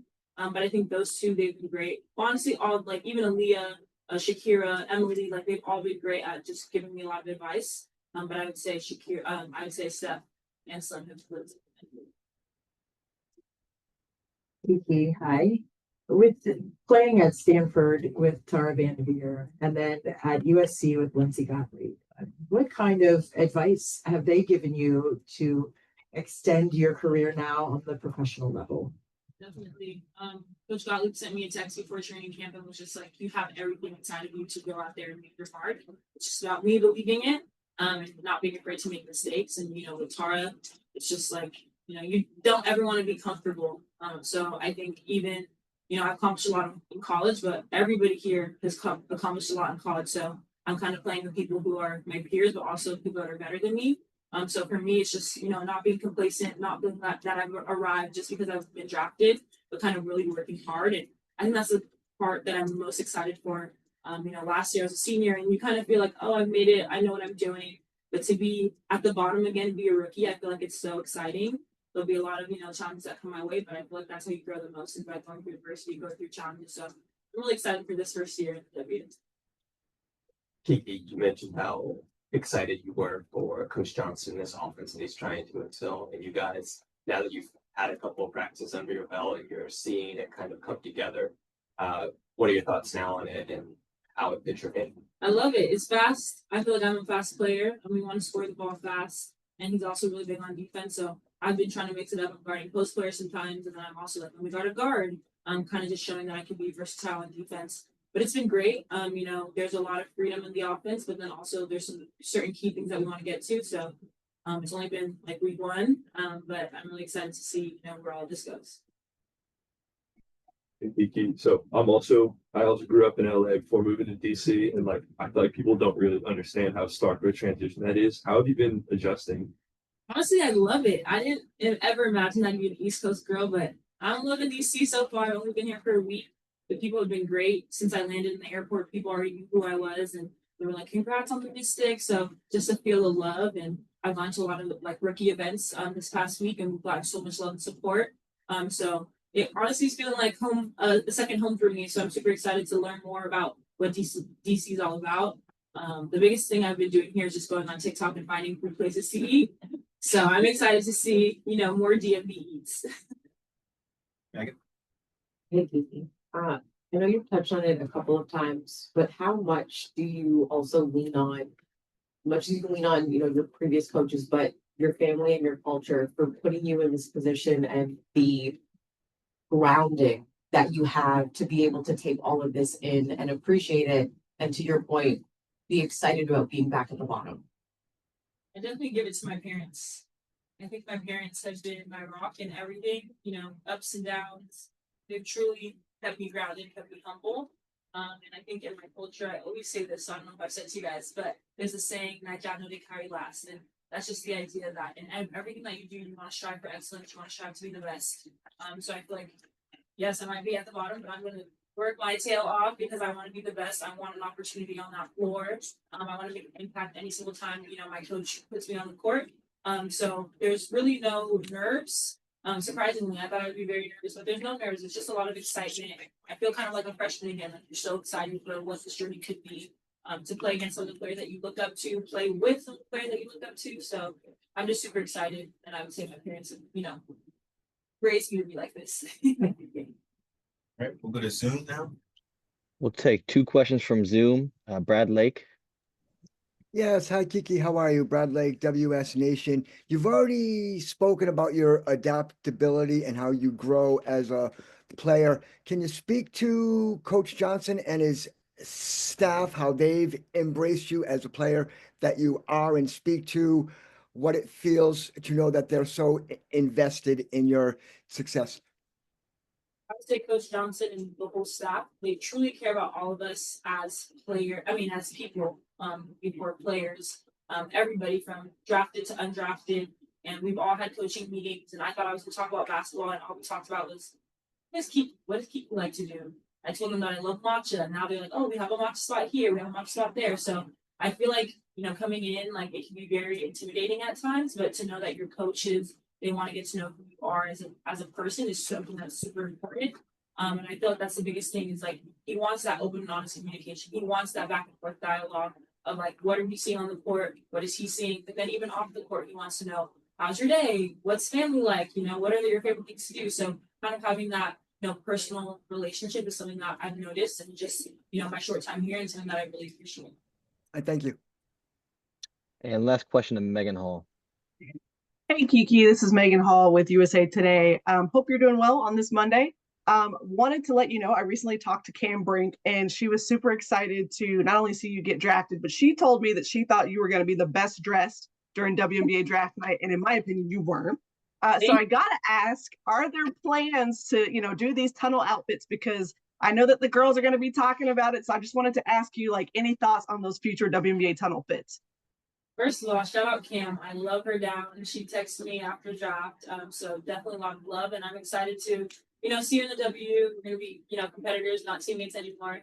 But she's great. And in terms of my fashion, I've always been a fashion girly, so I love fashion.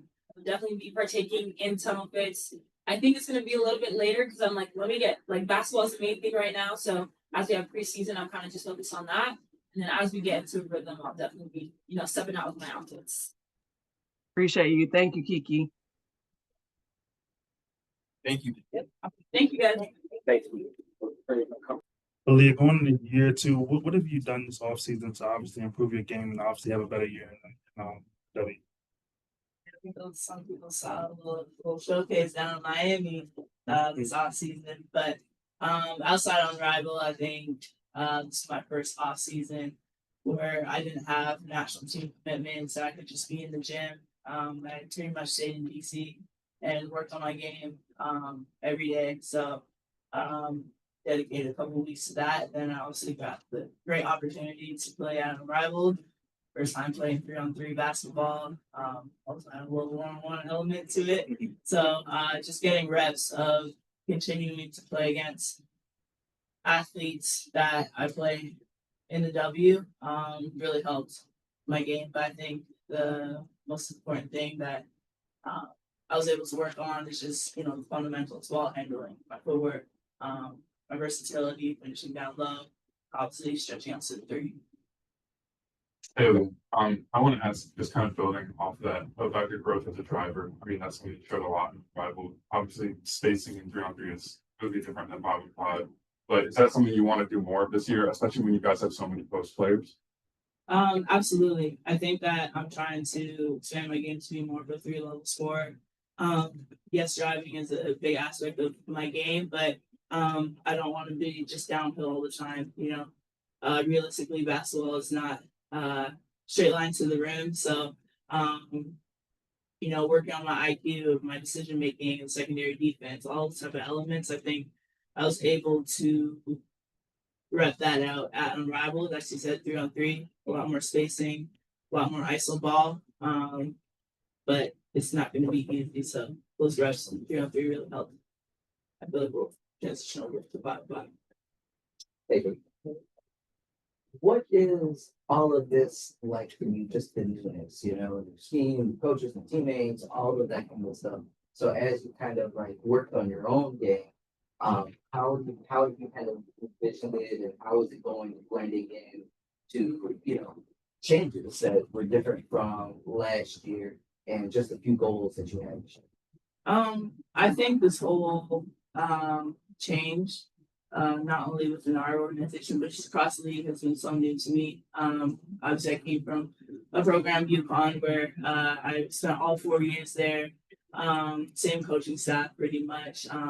Same teammates, pretty much. And I'm really took in everything this offseason with the free agency that this is a business.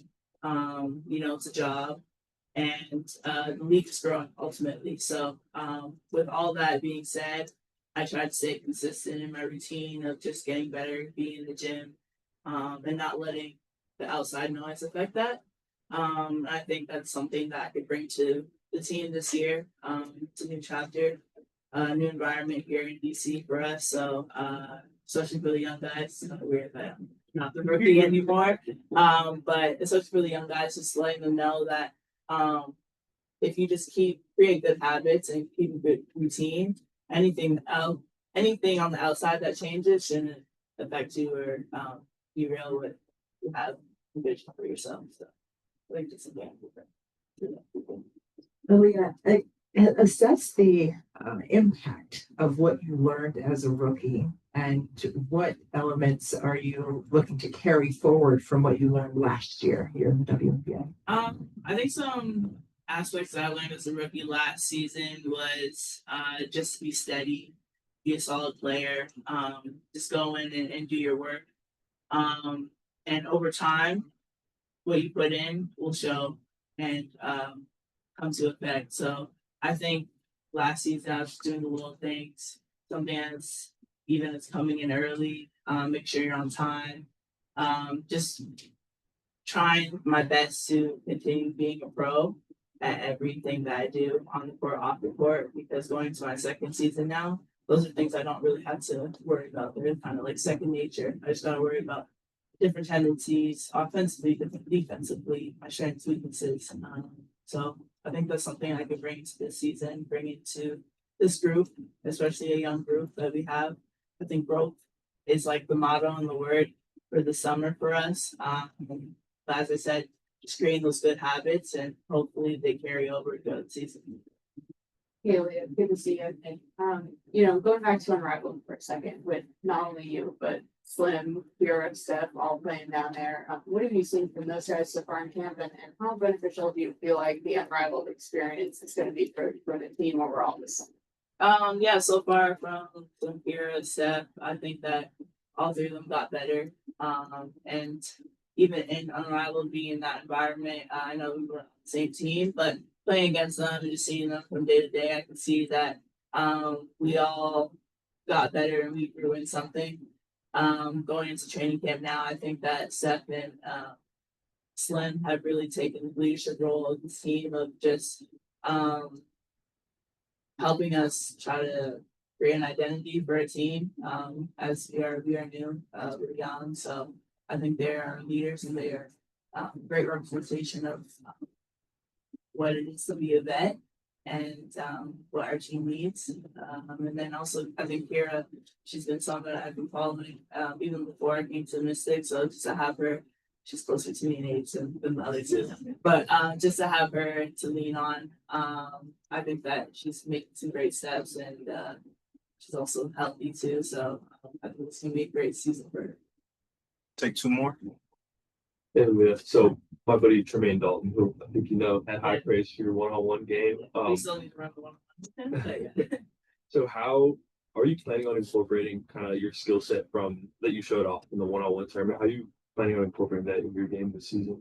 I'm not looking to do an ISO matchup every time I get the ball. Or craving that like one-on-one back down. But I think elements from the one-on-one is that I gained from it was just my confidence, knowing that I'm capable of doing the things that I can, knowing that I have those skill sets in my bag. And when the time and place comes, I'll be able to know that I can get that fadeaway jump shot, or I can, if it's a matchup, mismatch in the post and it's like 5 seconds left in the shot clock. But I know, I've done this so many times. I know what I want, I know where to get to my spots and how I can fuck it. So I think it's more thinking of it in that way than, everyone clear out, let me just get in my bag. But I think just elements from the one-on-one really boost my confidence of I'm here. I've been here before, and I gained so much respect from all the vets around the league, across the league. So Like they're a little scared now, so we'll see how that turns out. Hey, after your rookie year, obviously there's like a plan of how you want to improve and want to develop in the offseason. You brought up those things, but then when a new staff comes in, something's changed with that. Has anything changed for you on what you want to focus on in your game to show off to the staff to make you fit the needs that they want to have for the roster? I think personally, no, I don't think it's really changed.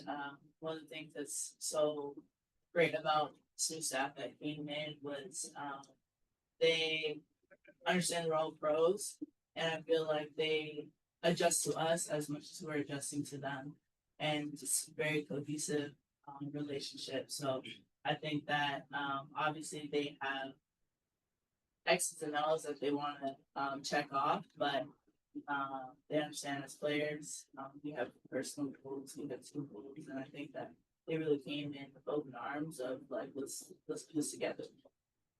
Thank you.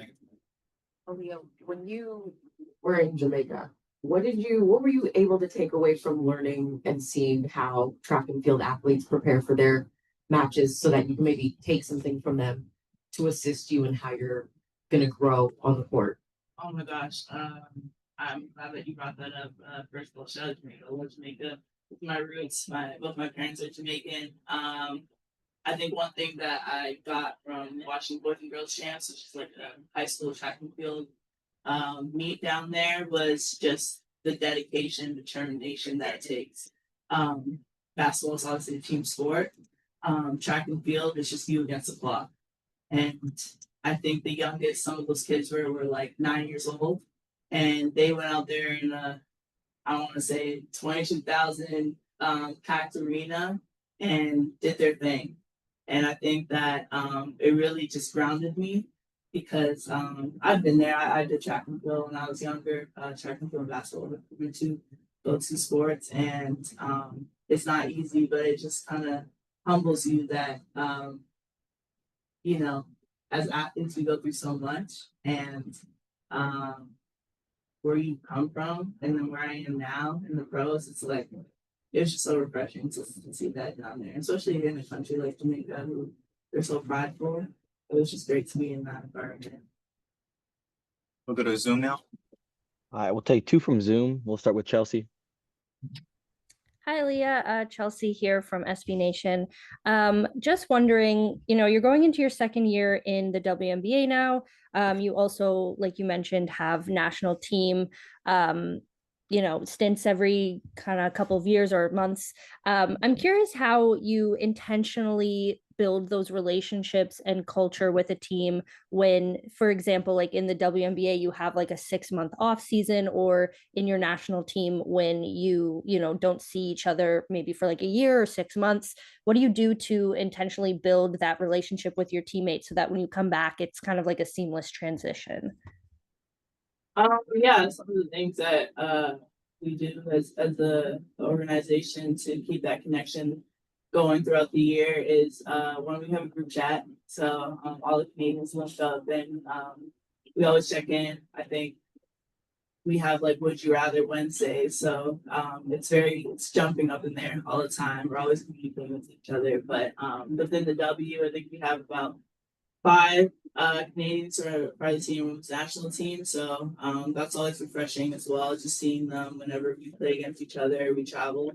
But I think that as Canadians, most of us do play in the States. So we do a great job just checking in, whether that's Instagram, TikTok, or in the WhatsApp group chat. So it's never been an issue because we've been doing it for so long, and it's just part of the process, I don't want to say, but we're gearing up towards LA Olympics. So we're starting this summer with the Olympic qualifiers and this quadrant that's about to come up. So super excited. Thank you. We'll go to Blake. Hey, Aaliyah, this is Blake SportDive from Blake's Take and W Swish. What are your goals for your second season, and how do you plan to build on your rookie experience? My goals for my second season is just to be more of a consistent player, especially on the offensive end. just utilizing the skills and foundations that I've been working on in the off season and having that carryover into my sophomore season.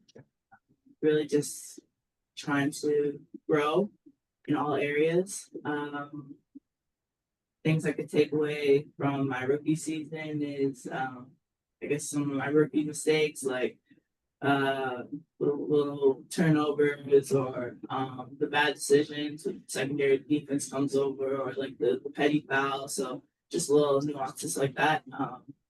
Just trying to make less of this season. Thank you, Aaliyah. And last question to Brad Lake. Yes, hi Aaliyah. How are you? Last year, when you came into the W, you had such an infectious energy and that commitment to win from day one. Can you speak to this year's rookies now that training camp has started and what their infectious energy has been like? I love how hungry they are. We're a young team, high energy and super competitive. I think, as any player, we're going into the league as a rookie, like you're living out your dream and you're just super excited for the moment, super excited for the opportunity. So you can definitely feel that in the gym, and it's infectious across the whole team. But we'd rather somebody who's hungry and eager than someone who's timid and scared. So I love what I see so far.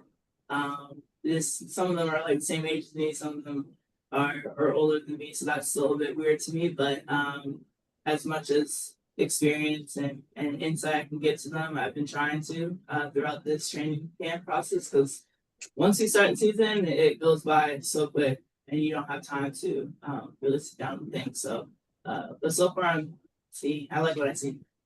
Thank you. Thank you. Thanks, Aaliyah. Appreciate it. Great looking Washington Brooks. Say hello again.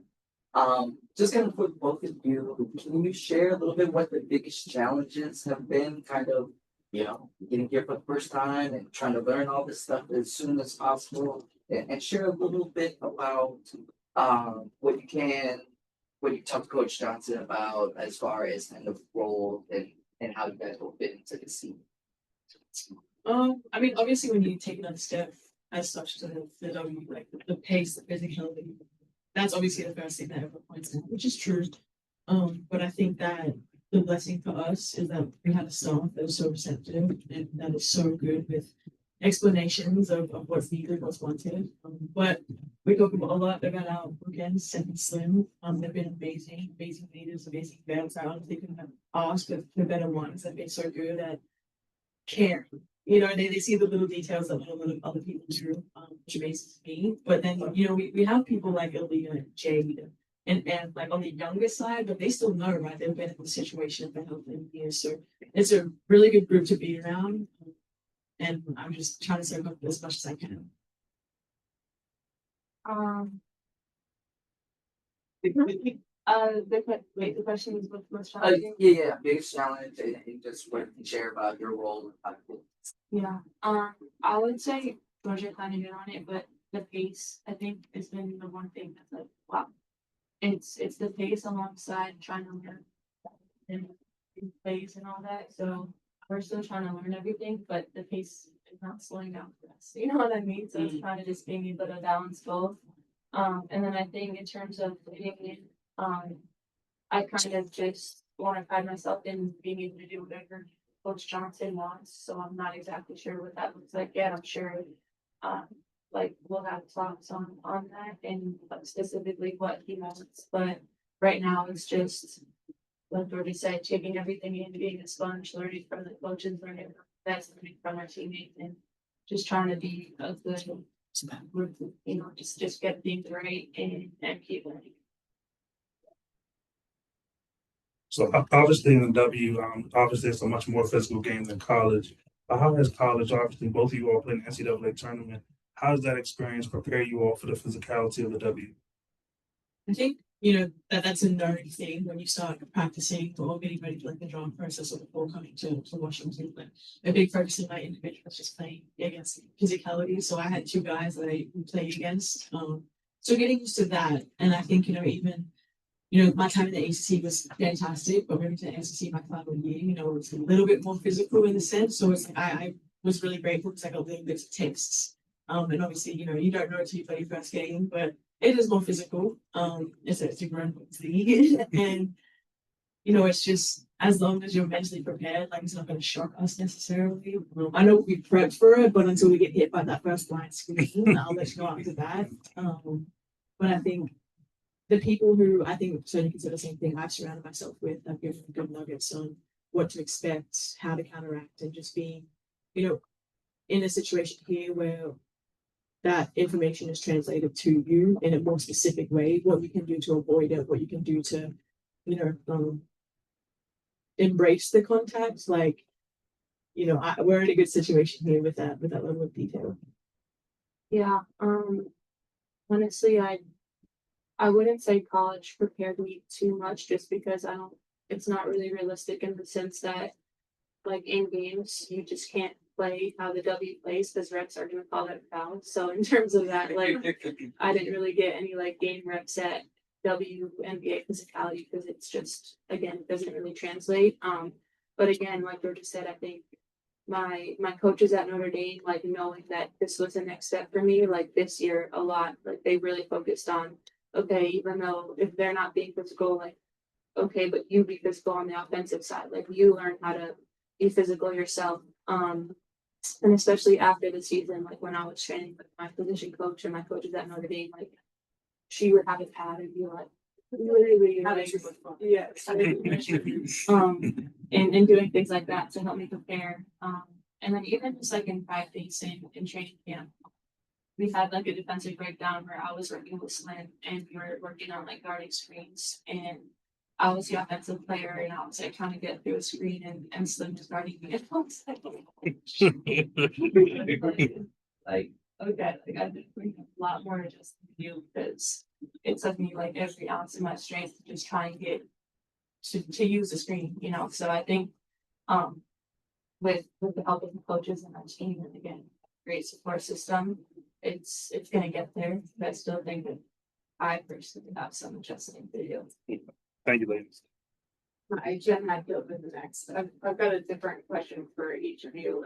Sonia, I wanted to ask you real quick about Lena Deldon calling in your pick on draft night. She was the one who, said your name to the league and kind of what that was like for you and if you were being, able to talk to her and the video role. And then Georgia, just wanted to ask you kind of what training camp with Jade has been like and what you being on her as fellow Australian. Yeah, I mean, honestly, it's truly special. It was definitely an honor.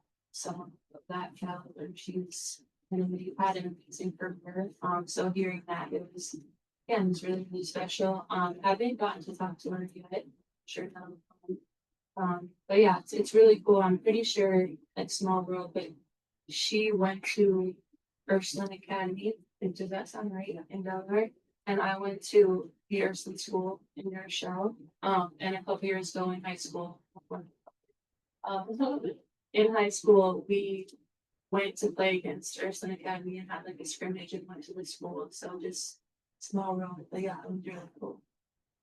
Yeah, I mean, being with Jade is amazing. She's such an infectious, person off the court and on the court, but it's kind of crazy with joking before. Like, I am older than her, but she's my vet, right? She's been in the league for 3 years and she knows, like, she's been in different situations and adapted really well. So I applaud her for that and just being a fan for being here. Like, I always thought she was so good at adapting to those situations and just being the same consistent Jade that everyone loves no matter what she's at. So I think coming in here, like, I have such respect for her. She's so amazing, and it's cool to be able to watch her and see how she navigates these situations. And she's been so cool, to come to me to share some knowledge and have discussions. And she's been in my shoes 3 years ago and how that was.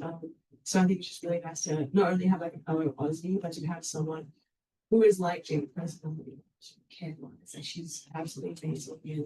And I think the most. For anyone else, to be with and to learn from because she's really good. Take some more.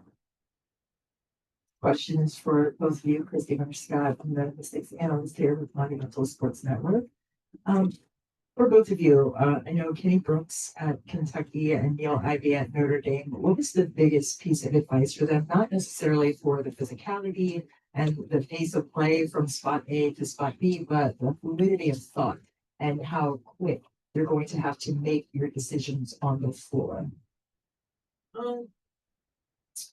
I think like there was emphasis definitely placed on trying to condense. Obviously, in college, I played a role where I could have the ball for as many seconds as I wanted to create other people. But now it's like that maturity of realizing, is it a shot? No, pass. Like just kind of condensing those decision makings. But he's been so good throughout the whole year for me. We're doing individuals and it's like, all right, that's good for college, but when you get to the W, you probably need to do this. So we've always kind of had that vision and then spoken it into existence like throughout many years, during the schools. So he's been really good with bigger picture and bigger goals. And I think that in a college coach is amazing because he could have just used me for whatever I was there, right? But every single individual, every single workout, he's like, that's fine. But like, if you want to get to the W or you want to do that in the W, you're going to have to tweak this and do this. So, everything from my shot release getting quicker, my pull-up getting quicker and trying to find those spaces of, all right, I see a window, I'm going to pull. Especially being in the SEC this year, that kind of helped me take a baby step. Now, obviously, I'm going to have to take more steps in the league, but just getting ready like that, he was so intentional with making it known that, all right, that was good. But for the W, like that was always kind of his quote. So I'm super thankful for him. Yeah. I think a lot of that Coach Ivy also said, but I think the biggest thing that she kind of told me was just be you. She was like, just remember, like, yeah, you're a rookie. Yeah, it's gonna be a lot of learning, a lot of growing, a lot of ups and downs. Embrace it all, give yourself grace, but know that you're her. And she said that, like, she took me to lunch and she was like, you're her, like you are that week, and she was like, remember that. So just to like, I think that was just emphasis on confidence, again, just through it all. Yeah, it might be rough sometimes, or again, we might not have the best day, but just keep your confidence up. You're still a great player, and know that like you belong there. That was her big spiel. Hey, Sonia, hey, Georgia. I believe it was Georgia that brought up how you guys see each other and wanted to be playing with each other at some point later on in your careers. What is it about each other that makes you guys want to play together and how your games kind of coalesce? I'll start with Sonia. Yeah. Well, one thing I can say is I don't want to guard her anymore. So that was a plus. I don't have to guard her. But I think it is Georgia's vision that really was something that I could really see in as a off the ball guard. Like I love to play with a point guard that just has vision, that really looks for her teammates, that pushes the floor, that runs a transition and just finds her teammates. I think her passing ability is amazing. And so I know that when I cut or when I'm open in transition, she's always going to find me. And that was something that really struck out to me. And then obviously she can create for herself and for others, which is a plus, and her shooting is phenomenal. But just the joy that she plays with and her vision, like it's just contagious. It's not because she said the first part, but I like just hated her playing defense on me. So now I'm happy that she's on my team. But I even told her this morning, I was like, you're so intriguing to me because I cannot read you, and that's a blessing, right? Because when we played against each other, like I didn't know if I had beaten her down or if she was still kicking. Like she was so solid, so consistent, and she just has that pace about her. Like she was never necessarily the one where the media was like, oh my gosh, like she's this, she's that. But like to everyone who scouted her and played against her, like she was the core, like she was the heartbeat of that team because she's so solid offensively and defensively. Like it's so rare to find a two-way player like her. So it excited me to just be like, I want her on my team because I know offensively, like she is so solid. She's a phenomenal shooter. People don't give her credit for that, but her consistency is what really, stands out to me. And defensively, like I said, like she's so long, she's so smart, she makes great reads, but it's just that like killer face that she has where it's like I can't tell if you feel great or you feel bad, but either way it's intimidating. So I'm so happy to be teammates with her, and I think just talking to her on an everyday basis, like she's so thoughtful, such an intellect, and that's what stands out to me too. Is she sees the game in different layers. And once again, for a rookie, that's rare, right? So I think I'm so excited to play with her, to continue to grow with her, but to continue to have like these off-court conversations that we've been having, because we see the same things, but we also may see different things. So it's only going to make each other better. We'll go to Zoom for some questions. All right, we'll start with Michael. Yeah, thank you. This is for Sonia. You obviously know there's quite a history of Notre Dame guards in the WNBA, especially over the last dozen years with Skylar, Jewel, Jackie, Enrique, Marina, Lindsay Allen. I wonder how much you were sort of inspired by those players, knowing they all came through a similar system as you, and maybe how much any of them have reached out to you or just sort of given you encouragement. Yeah, they're all amazing guards, and I think seeing them play in the W definitely gave me a lot of hope that, oh, you know, that can be me someday. Especially with the impact that they've had, and knowing that they also went through what I went through and played, you know, 4 years at Notre Dame. But yeah, I think just seeing that made me believe a little bit more that, okay, I can also be in that position. And I know like Skylar would come back to practice a lot, and she would practice with us, and just she would always like have things to tell us, obviously, and words of encouragement and words of wisdom. But just seeing her practice with us and seeing the pace and the intensity that she played at kind of showed me like, oh, okay, like this is what it's like to be a W player. So it kind of set that stage for me, you know, set that tone for me that, oh, okay, like it's different over there. It just helped me kind of just embrace myself and get ready for that. But again, it's great to see players like that in the league, because, you know, it just gives you a little bit more hope that you can get there too. So Thank you. Appreciate it. We'll go to Megan. Hey, Georgia. Hey, Sonia. This is Megan Hall with USA Today. I hope you both are doing very well. Happy Monday to you. I know that your W career just started, but I wanted to ask both of you, what sort of legacy have you thought about leaving in the W?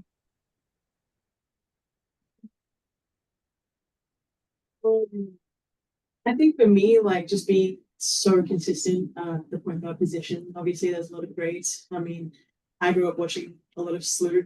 I think she's amazing, and what she's done to stay in the league for as long as she has is a great deal of consistency, and once again, like the intellectual aspect of it. So, you know, just being so solid. I know I'm surrounded by greats. I know I'm surrounded by superstars. Just being around here already, you feel that energy. So, just learning as much as I can, studying it from different angles, but just being so consistent and so solid. I would say, yeah, I haven't really thought about it too much in terms of like the basketball aspect, but I think what I want people to remember me as just a great teammate, you know, on every team that I played for, whatever, like I just want everybody to be able to say like, yeah, she was a great teammate. She put her team first, and you can just tell how hard she worked on the court. Like I want people to just, you know, when they see me play, they think, oh yeah, like she's giving it her all for the game that she loves, and she has fun no matter what.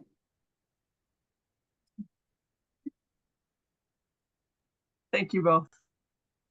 And we'll take the last question from Brad. Yes, hi ladies. How are you? Brad Lake, WS Nation.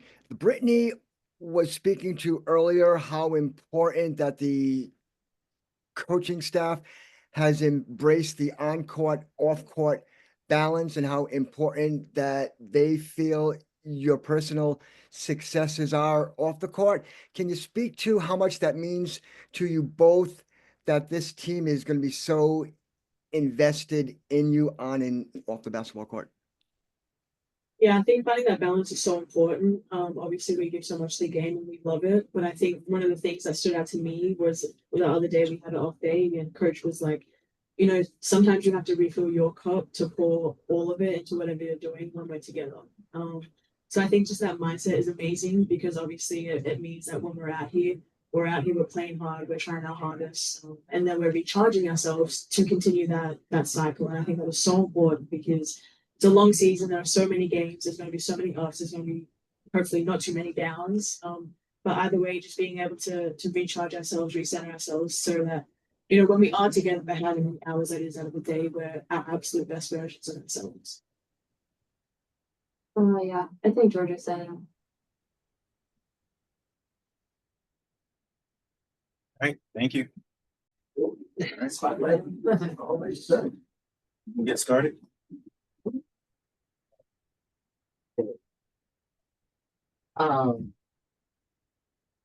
Kind of just kind of going into this year, we've talked so much about, your career and your path, but kind of getting to this point.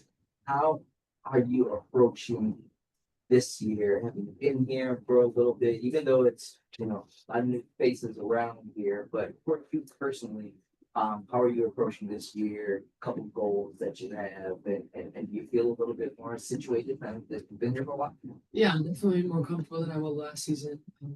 I would say there's a bit more of this confidence coming into camp, and like structure, just from like being year 2 with the same team, which is a first for me. So I'm excited, and I would say something that like a goal for me is just to be open to being available to everything.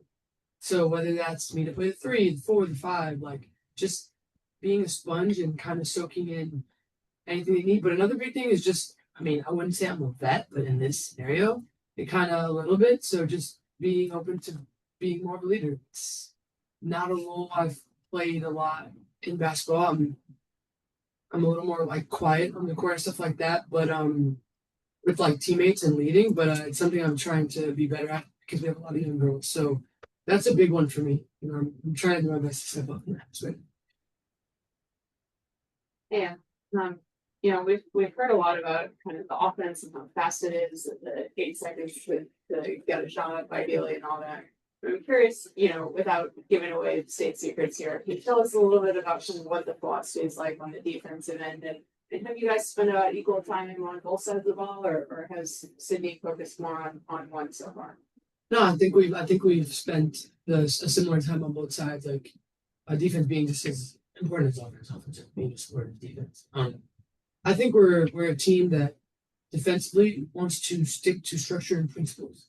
Again, we're extremely young, so their experience category isn't maybe not how we're going to win games, but playing together and being prepared and speed and our youth and that hungry vibe is how we're going to win games. So offensively, yeah, we want to do things quick, but also smart, like not just out of control, fast basketball. So, and I think we've been doing it's only been 2 days, and I think we already look pretty good at things we've been trying to accomplish. So I'm super excited to see how it kind of pans out in these scrimmages. Just to delve a little deeper into that concept, like in order to play quickly and smart, you've got to get the defensive stops. What have been the key components of the defensive philosophy that is going to be the foundational piece of that pace? The first thing is we're in WNBA 101. Guarding 101, staying in front of your man so that you don't need help. That's the first thing I think we're really trying to show the new players as well. But then when that step breaks down, helping your teammates. Like that, I honestly think we did a pretty good job at it last year. Like we worked really well together with defense. And taking responsibility accountability for when things mess up, but at the same time, like people are always like, guard your man, because if I get beat, then it's on me. No, if Sonia gets beat, I need to step up. It doesn't matter. And then Sonia needs to get my back. That's just what it is. And I think we're doing a really good job of taking the pride out of that and just helping each other every step of the way. Hey, this offseason for you, what were some of the biggest things that you were most prideful about and how you were able to add to your game and set yourself up this year?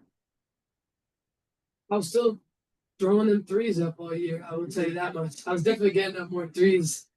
Did they all go in? Maybe not. But I would say just kind of trying to keep growing that 3-point game, especially in this league. Again, I'm not the biggest forward you'll ever see, so I need to be able to shoot the ball. But also just getting in a little bit more of like a 2-point game.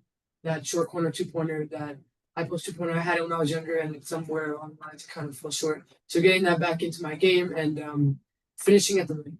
I think I got a chance to, play more, be more of a main player overseas and just finishing with contact, finishing at the rim, So I think it's gotten a little better. I think even this season will help it grow even. Hi, good time. Just thinking about, you mentioned this is your first time since going pro being with the same team for 2 stages and having bounced around and having played overseas. So there's a lot of players now who are rookies or who are undrafted on contracts who come back. Like just being around all those folks and thinking about your own experience. Like, what do you think it takes to be able to carve out a role like you have to stick in this league?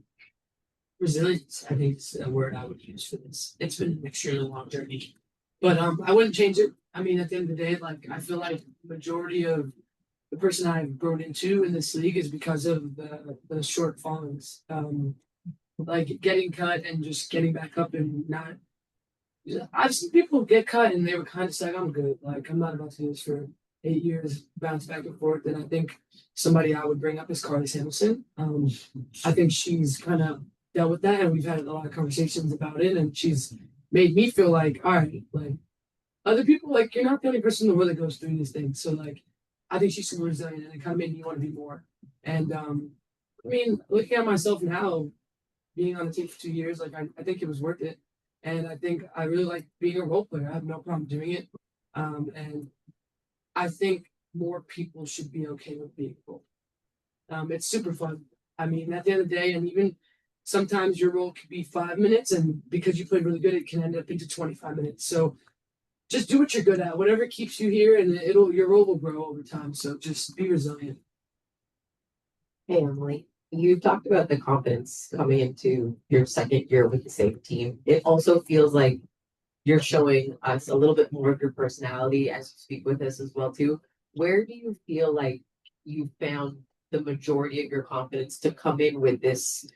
I don't know if you want to call it bravado, but just the confidence that you do have, because it seems like you're feeling a little bit lighter this year coming into training camp than maybe last year and the year before.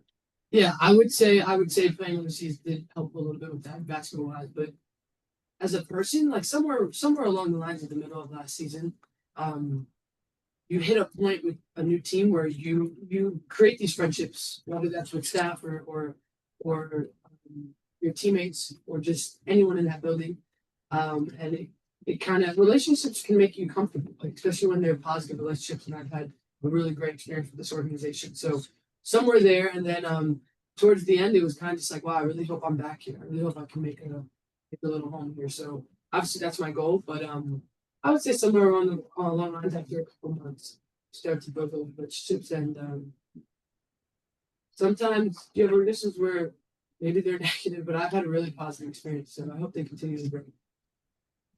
Obviously, this is a new team this year, and obviously, so you mentioned that you've been here for the second time, in 2 years. What have you all done to build camaraderie? Because obviously, you all start with, 4 of your first 5 games on the road. For this season? Yes. So I'm gonna be honest, it's only been about a week. So I hopefully in the next month, like we can do a little bit more stuff, but we've had like team dinner and just like we spend hours till 5 to 7, depending on what you're doing and all that stuff. And I just think it's a really positive environment. It also was a positive environment last season, so maybe it kind of speaks from that, but everyone's so joyful. And I think that's kind of like that hunger I said about the young girls coming in, but it's made for such a fun start of this camp, and even the staff. Like shout out to Coach Sid, he's such a positive, passionate coach. So it's really been fun to learn from him and play with him, and I hope we can do some more team activities. But I think just that joyful atmosphere has allowed us to get to know each other in a positive way. See the last one. All right. Go to son. All right, we'll start with Brad. Yep. Hi, Emily. How are you? Brad from WS Nation. Last year, there were those big games that you shined and stepped up, and you speak about how that gave you confidence. Can you speak to how your fellow teammates who you have played with have continued to support you, and what that support means to you, and how that will motivate you? Yeah, I mean, I think that when those games came, my biggest fans were the girls on the bench and the girls on my team. Like it wasn't about the fans or my family back home. Like I would say, obviously they support me, but like right there in that moment, I wanted to play even better because you turn to the bench and you see everybody standing up going crazy because it's my first time going in and I'm hitting the three and they're just going nuts. And I think that was like a huge part of my little success that I had last season to help out the roster. And again, it's followed through to this year, and we don't have all the same players, but I can see that same atmosphere from this new roster. So I'm super excited. I think we all just want to win, and however we get there, I think we want to see everyone succeed. So I'm excited. I thank you so much. Last question to Blake.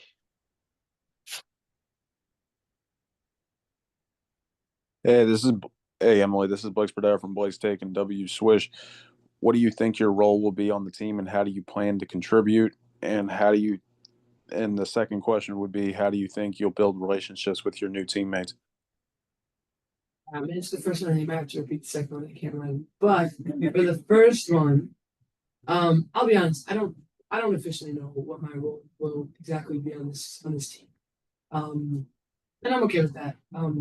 I want to work hard and earn a role that I get, however that looks. So, but I will say I do think I'll have one in some aspect, whether that's playing 20 minutes or playing 5. I think I'm always going to be someone who contributes in one way or another. So I don't exactly know it, but what was that second one again? How do you think you'll build relationships with your new teammates?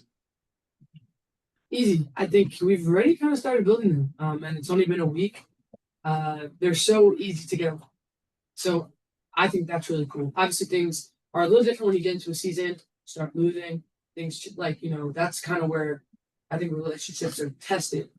But I'm pretty confident that we're not going to have that issue. So that's a relief. But no, again, same old last season. We've talked about that 10 streak of a loss and how well we handled it. So again, because it's this organization. So just hopefully it can be similar vibes. Thank you, Emily. All right, thank you. Awesome. Thanks, guys. Appreciate you. Great open question.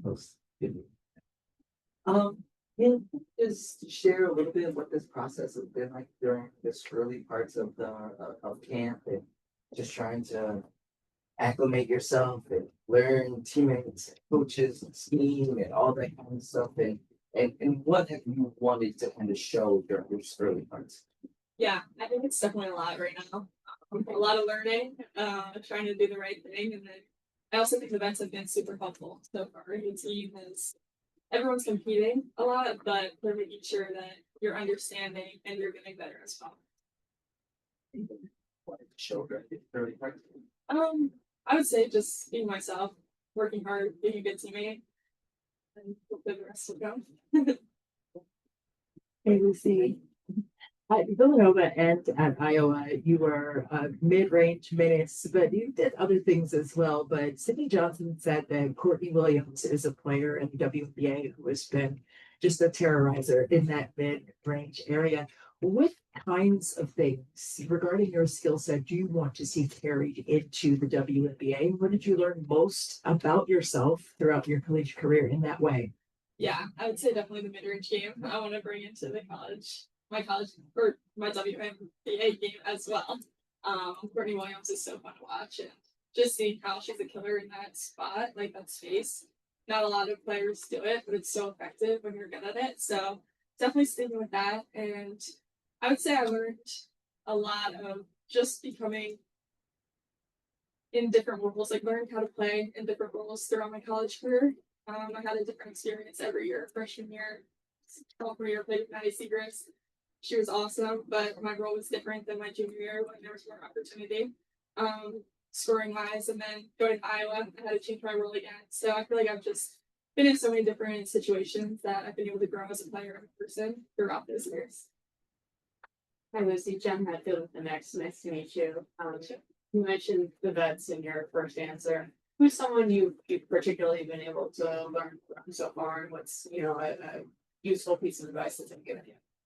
Yeah, I would say StefDolson has been super helpful. She does a lot on the court, but she also helps you out like on the side and making sure like little tips that she's learned throughout her career as a vet. That's been super helpful and just being a positive voice and making sure you're getting better, but in a positive way. Hi, Lucy. Thanks for your time. I wanted to ask a bit about, having to make this adjustment for the pros and been in a couple different places, a few different teams, even within the schools that you've been at.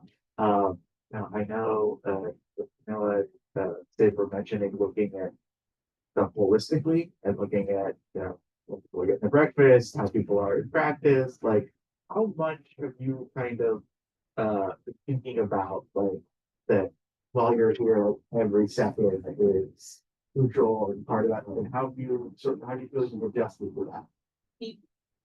Yeah, that's an interesting question. I think overall, if I thought about all of that all the time, I would really stress myself out. So I'm just trying to enjoy every moment and just be myself. And I think being myself has gotten me to this point. So I'm not trying to be anyone else or trying to act a certain way. If they want me for who I am, that's great. And if not, guess it wasn't meant to be. What's that been like, being yourself and fitting in with this particular team and set of teammates? Like, how have you seen your ability to be yourself affect, like, how you interacted as a Mystic so far? Yeah, I think the team and the coaching staff, everyone's super great. And we've all gelled pretty quickly together. I don't think anyone's really forcing us to be friends in a way. So I think we got lucky in that sense. But yeah, I think just the positive atmosphere and the competitiveness, they go well together. Go to Zoom. All right, we'll start with Brendan from Zoom. Yeah, hi Lucy. Good to see you again. I noticed in your game you play with so much joy and you're such a joyful player. Where does that kind of joy come from and how did that kind of originate? Yeah, I'm not sure when it originated, but I think I just enjoy the game so much and that's why I play. So whenever things do get a little too stressful, I remind myself that if you're not having fun, why are you even doing this? So yeah, I think it just became a habit and part of how I play. But yeah, just enjoying every moment. Thank you. We'll go to Blake.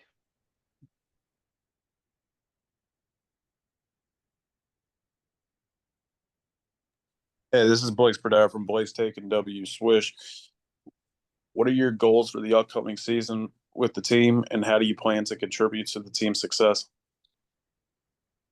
Yeah, I would say just make an impact in any way I can, whether that's being a great teammate on the court, off the court, making my teammates better every day. Definitely the main goal. Thank you. And last question to Brad. Yes, hi Lucy, how are you? Brad Lake, WS Nation. Can you speak to of any conversations that you've had with Coach Jensen, some of your former teammates, what they've given you advice on, and speak to what that means to have the whole support of the Iowa War program behind you? Yeah, the Iowa program is just great. The fans are amazing. That year was wonderful, and I think there are a lot of resources at Iowa. Coach Jensen's been super helpful. She just tells me to be confident in myself every day and be myself. Like I said earlier, not to try to be anyone else. Said it's going to be a tough training camp, and I've heard that from a few players. So just sticking with it and working hard every day, being the best you can. I thank you and good luck. Thank you. All right. Thank you. Thank you. Appreciate it. Bring over money. It's gonna take us a little bit through how we approached coming back and it's such a young team, but one of the vets. How's this all been like for you? What have you how you wanted to approach this, now that you're back, but with like a lot of new faces around? Yeah, I think coming back has been really exciting just with all the new faces, like on the coaching side, on the player side, so many new faces. Coming back, I've been really excited just because of where I'm at as a player and where I want to be. But also, like, I'm a vet at 26 years old, and I'm able to lead and kind of tell the younger players what to do on the court and help them in different ways. So I've really embraced that. And I think that's one of the best parts about it, like just being able to help the other players, being able to, be there for them the way that other vets have been there for me within my career. So I think that's been the best part. And that's why I'm like really excited about this season and what we're able to do and what we can do this season. Thank you. Hi, Jen Hatfield with the next. For both of you, really, you both your careers have, kind of had that element of beating the odds. Should being an elite round draft pick, you played a bunch overseas before getting here. Can we both kind of talk about just how it feels to be, should in your case, back in camp, still in the W, having this long career, for you just getting this opportunity after the years you've spent, working for. I think it's a true blessing. I think my journey is a testament to, it's just a testament to how much I've been through within the W and within my basketball career. I'm just really blessed to be here for another camp, despite everything that I've been through, despite the, last pick in the 2020 draft, injuries and being waived. But I continue to move forward and continue to make strides as a player. And I continue to get better each and every day. So it's just a true blessing to be here still and on this court and with this team. Like Shook said, it's just a blessing. And just staying ready for my numbers call. So just grinding and going overseas and just working on my game, just staying ready so when that opportunity comes, I can take it 100% and just be my best. Both for taking the time here. I was interested in the how to sticking in the league. I'm sure you know this firsthand from what you mentioned being the last pick and going overseas. And what do you think is the key to carving out a role like that? And then share with you, seeing players like Shook, like Emily, like that, like Flip, who've been around for a while, been through a lot of different circumstances. Like, how's that helping you also figure out, like, how to carve out the role here and make the most of this up? I think coming into the W, I've kind of took a role on to, bringing energy to a team. Every single time I come on the court or every time I come into training camp, I try to bring energy. I try to play defense. And I think that's my strong suit right now of being on the team. And then everything else will fall into. I think that's just been one of the biggest things is just trying to come in, bring energy, and be the best that I could be each and every day. And I think that if I do that every single day, everything else will handle itself and my game will continue to grow as I keep going on. I think coming in, I've always been told to do what you do best. Like they brought you here knowing what you can do. So don't try to come in and try to be different. So I'm just sticking to what I know and just talking to the vets and them just being here and helping us through this process. So just sticking to what I know, seeing what the team needs, and just trying to be great at that. This question is for you both. Christy Renner Scott, Mystics analyst for Monumental Sports Network. What has been the main focal point for each of you with what you're going to bring to the court within this system and philosophy and culture that is trying to be created in this short amount of time in training camp? I think for me, like I said, like my energy, bringing that defensive side, just bringing energy on the defensive side. We want to play fast. So I think when we want to play fast on offense, we have to get stops on defense. We have to be really good on defense. And I think that's one thing that I've taken into account and to be good for this team is just be good on the defensive side and then we can run. And I think my offense and everybody's offense on this team is incredible. We have a lot of weapons. So I think it's going to be really exciting to see what unfolds this season and what we can do. The coach emphasizes running, and I love to run. And I'm athletic, and I like to crash the board. So I think I can bring speed, athleticism, rebounding, and just whatever the coach needs me to do on the same rate. This is for you. Am I saying it correct? Khadijah? Okay, perfect. With your experience overseas, coming in as a older rookie, what do you feel that you can bring from a vocality and a leadership perspective?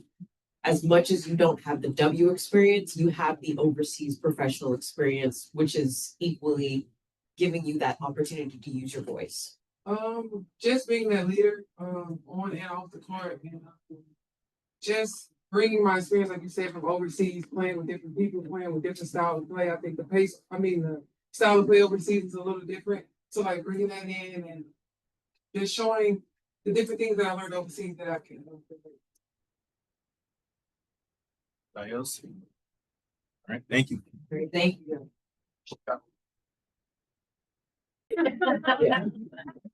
Please speak your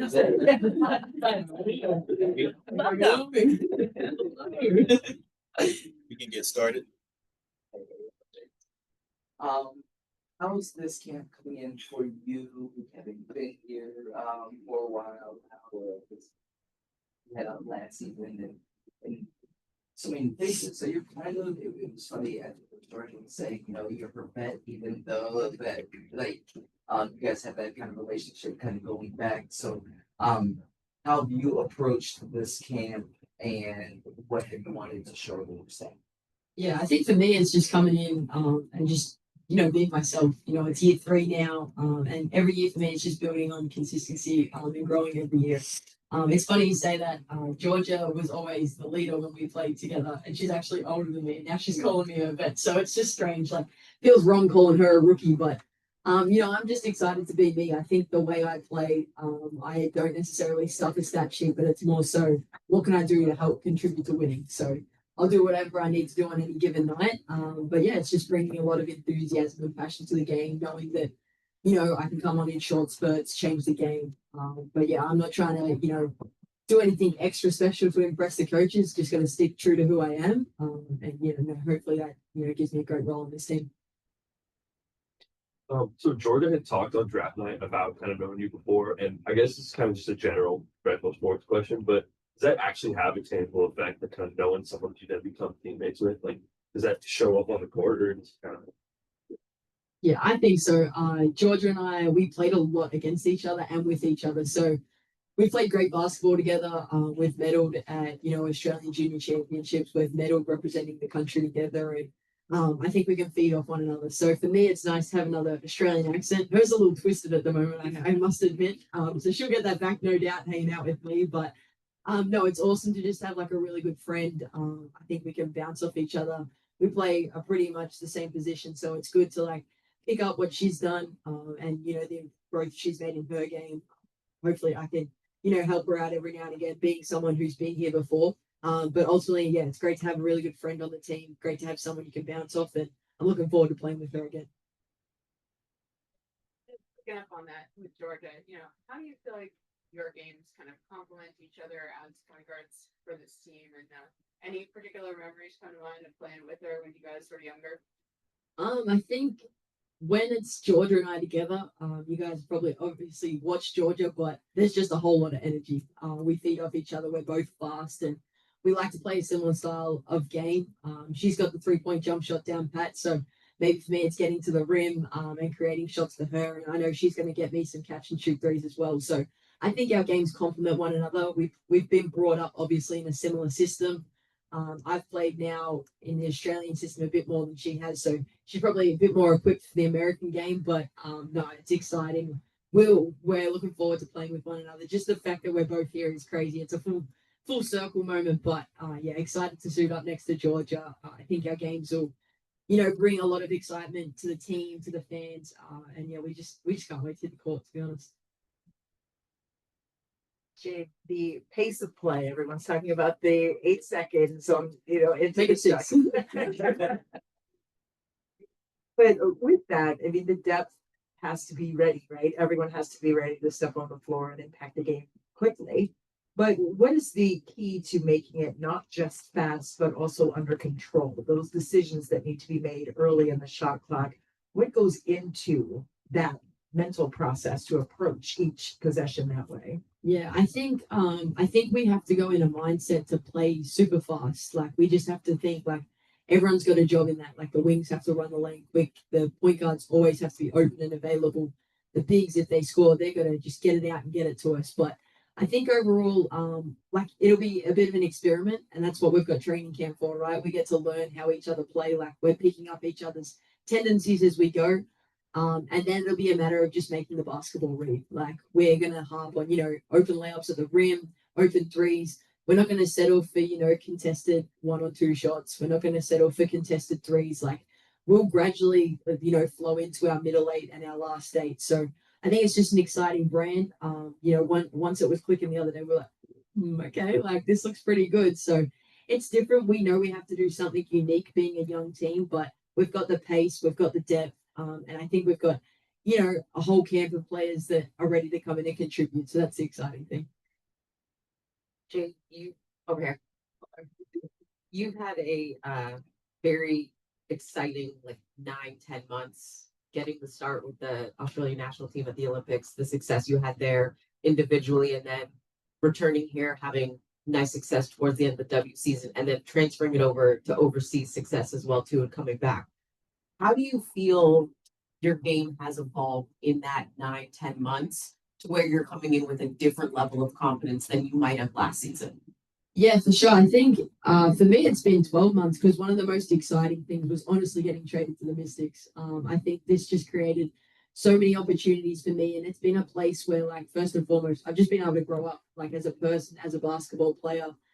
Last year, I came in as the backup point guard and essentially ran the second unit. I had great support around me and great veterans as well, so it was an easy job for me. But I think getting that start with the Australian national team and then being the captain of my season, my team in Australia with Canberra, I think my game's just matured. I think I've implemented a change of pace, which I needed to because at one stage it was all gas, no brakes. So I think just playing with a bit more sense of smart, just playing more basketball. I've seen lots of different defensive styles over the last kind of 9 to 10 months. So I'm just excited now to. I think my basketball IQ is the main thing. I think just being able to make decisions under pressure, being able to, maybe create a marginal gap for myself to get to the ring. And I think it's just, expanding on my strengths more than anything. So I'm excited to see, what my role is, what I need to do for this team. But overall, there's just a sense of excitement for me. I can't wait to get into camp and get to know each other, everyone more, and just continue to see my game grow. Like I'm 22 years old. There's a lot of room for growth and improvement. So I'm excited to see how that happens. Last question. Hey, Jade. Obviously, I know this is really early on for you guys, but I'm curious from a point guard perspective, when you get a lot of new teammates, what's the learning curve like for you in terms of finding out where they want their shots, what spots they like to be in, and what responsibility do you feel you have to kind of help maximize them? For sure. I think it's having conversations with my teammates first and foremost. Like, hey, do you prefer a bounce pass there or a lob pass? Like just getting to know people, and just playing too. Like I'm someone that takes a lot of notes. So I'm taking notes. Okay, like that didn't work with that person. Having that conversation with someone, learning the playbook inside out, upside down. Like it's obviously not that big yet, but it's going to be. So it's like, all right, Shakira's just made 2 buckets out of that play. How can I get her a third shot? So for me, it's just constantly, observing the little things, like the things that maybe don't matter to someone, matter to me. So just making sure I'm a great teammate for them and just an open conversation, but more importantly, just celebrating their success as well. Like knowing that, hey, like if I put you on the block, like you can get 2 points. So I think it's just, continuing every day, just coming in, getting to know my teammates more. And then just for me, studying the game, studying my teammates, watching practice back, just all the little things that I can do. And I think games is when you get the most information, but I'm excited to just get to know people, have those conversations, and hopefully set them up for success. Thank you. That's it. Yep. And yeah, mentally, we're just going at it. We're learning stuff every day. And so it's just a matter of knowing what we're doing. Emily came in here early and alluded to, everybody having a role on the team. What do you all believe you all bring to this Mystics team this season? I believe that I can bring my defense ability, just being able to defend the ball, pick up early, and then just knock out open shots whenever I'm open. For sure. I think that I bring defense, rebounding, and then also consistency to that offense. And that's what. Hey, y'all. Kareem, welcome to Washington Post. For both of you, in this early portion of training camp, you're trying to show coaches, these new coaches that you haven't spent a whole lot of time with, you know, your game and what you can do, but at the same time, it's always a trick balance of not trying to do too much and you know, get wonky in that way. So how have you guys tried to balance that, and what have you really wanted to show, but doing it within the scheme and not getting, you know, not trying to do too much? Just the ability to execute and definitely listen to what the coaches say, like paying attention to little details on defense and offense. And just doing it right the first time. That's all I'll be wanting to show is that I got it right the first time.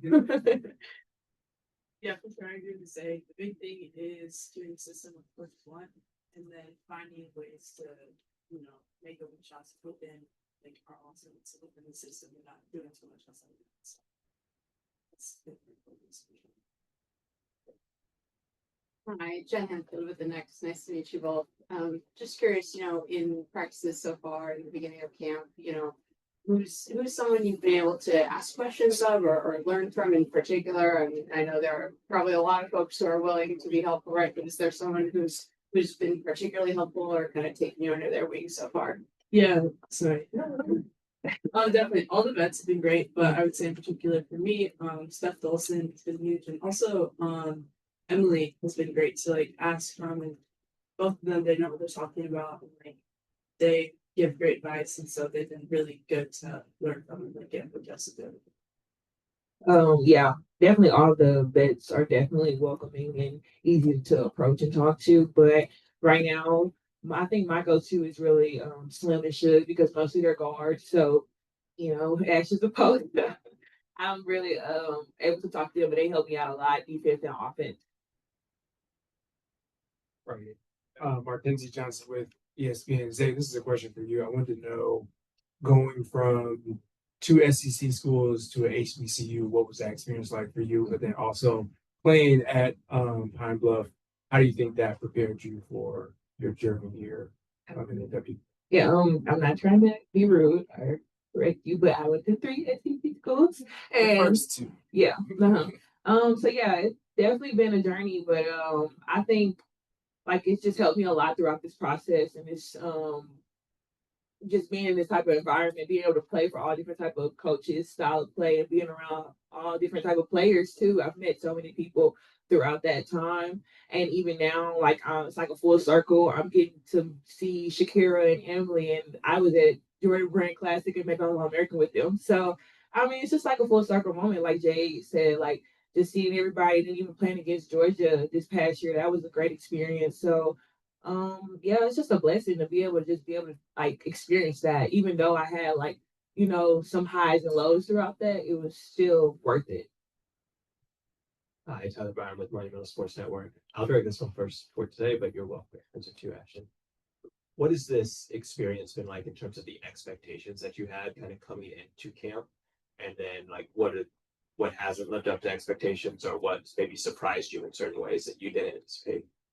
That's a good question.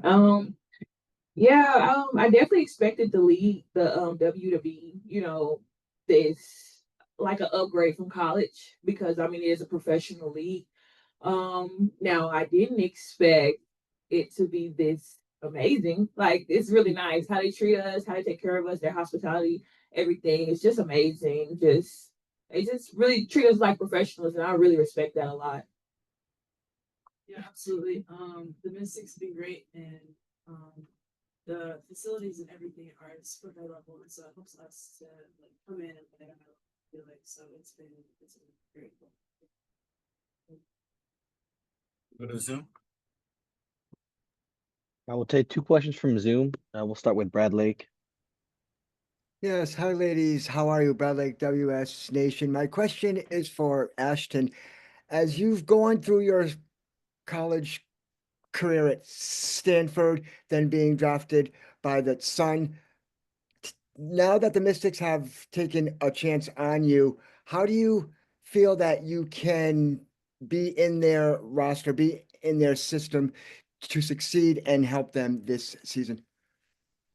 Yeah, for me, it's like we were talking about earlier. It's just be ready at every time and or whenever my name's called, and also doing things correctly. And that starts in training camp and the practices. And so we're learning the new system with new coaches and everyone's learning things out. So just figuring things out as you're going and being consistent.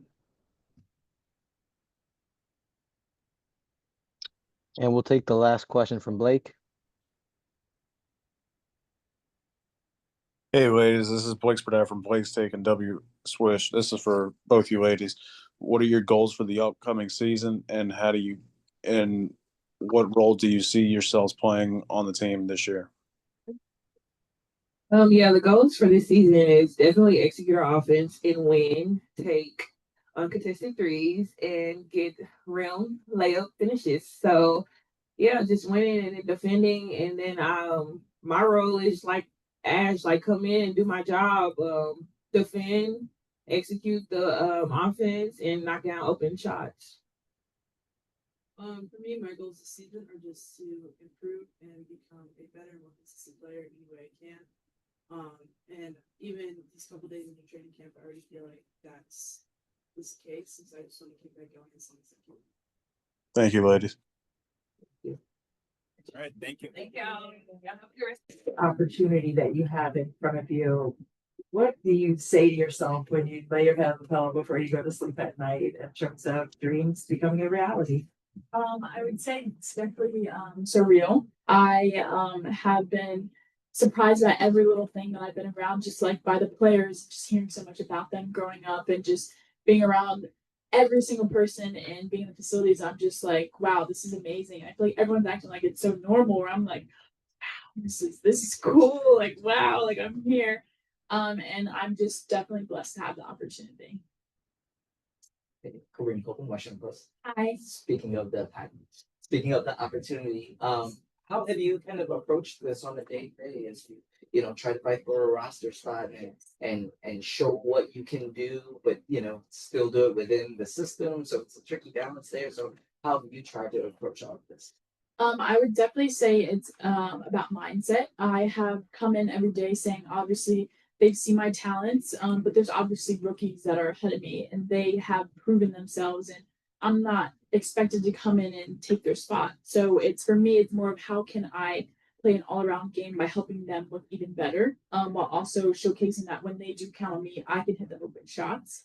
I would say along with that, it's just about really picking up like what they're putting down, watching people ahead of you, and then once you get in, kind of not really messing up. It's like you really got to get everything perfect, especially right now. And hopefully that I can just be right now a great teammate, and I think just learn from it. Damon Brooks Jr., Miami Middle Sports. Jojo, what have you learned from some of the veterans just about being a professional and obviously preparing for practice, but not let alone games? I have learned a lot from them so far, and it's only been about one day, but we've been here for about a week. I would say just like preparation and just paying attention. The coaches, especially in the WNBA, don't like to repeat themselves. So I've learned to listen, obviously respect your vets, and just make sure that you have an open mind to everything and everything everybody has to say. So I would say, yeah. Thank you. Right, Jen Hatfield with Nice to meet you. Can you kind of take us behind the scenes of, when you found out the Mystics were offering you a training camp deal? Where were you? What was going through your head? What was kind of all that like? I definitely say it was like an amazing experience. I was in California actually training. And during that process, I did not expect to come to Washington. I packed for California. But I was actually just there working out all day. So I'd work out in the morning, 7 a.m., lift at 10, back in the gym by like 6. I ended up flying to Arizona to work out with one of the New York Liberty coaches. So I kind of got the workout under my belt, kind of wanted to see experience and kind of wanted to show them that like I'm preparing for this moment, and I hope that I just get someone takes a chance on me. So after my workout, I flew back to California from Arizona, and I actually got a call. My agent got a call and was like, JoJo, like, what does this look like? And I'm looking at his computer. I'm like, I don't know. And so it's actually the training camp contract. And he's like, I think this is a WNBA training camp contract. And I like was in awe because like I was also with my boyfriend and he was just being like weird, and my trainer was being weird. I'm like, what is up with you guys? And so it was very exciting. I'm glad I'm here. Tyler Bryan with Monument Sports Network. When did becoming a WNBA player like be a reality for you of like this is an attainable goal that you could reach? Yes. I would say my last year at Rutgers, I was surrounded by a great coaching staff. Coquise Washington was my head coach at Rutgers. She played in the WNBA. There's also Tasha Pointer. She also played in the WNBA. She's my assistant coach at Rutgers. And I would say just being around that program and being able to play with amazing stars at Rutgers, I think that it put in the perspective like I can hang in the big leagues. I was overcoming injuries in the beginning of college. So at the end, it was like I kind of learned how to play into my role and just kind of become an all-around player where it's like I can be where you need me to be, and I hope that you can count on me just as much as I'm helping you guys. Jojo, back here. Hi. When you look at the jump from college to the W, a lot of the ladies, especially from the guard perspective, have said the physicality and the speed, but mainly the physicality. Would you say that's been, and I know it's only been like one real day of training camp, but would you say that's probably been the most surprising thing of seeing that jump and having to deal with it? I would say yes, definitely. When I first had conversations with agencies and like college players, they were basically saying like, Jojo, you need to put on some weight. So hopefully since I've been here, I've been looking a little bit bigger than I did in college. But I would say yes, the physicality. As a guard, I would say it's not expected as much, but it's when it comes to physicality, you being able to guard the players in front of you, but also getting by the strongest players. So I think that's one of the things. It's like everyone's just as good as you are. So now it's like, is my first step quicker than yours? Am I able to kind of, post you up, or are you able to guard a guard when she's posting you up? So I think that's definitely the biggest challenge. Also, you might find yourself in the post where you're guarding a big guard. So I would say, yeah, that's a big transition. All right, we'll go to Zoom. We'll take 2 questions from Zoom. We'll start with Blake.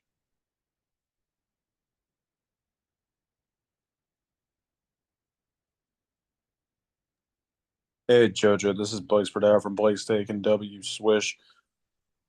Hello. How do you plan to contribute to the team's success, and how do you think your skills will fit into the Mystics team strategy?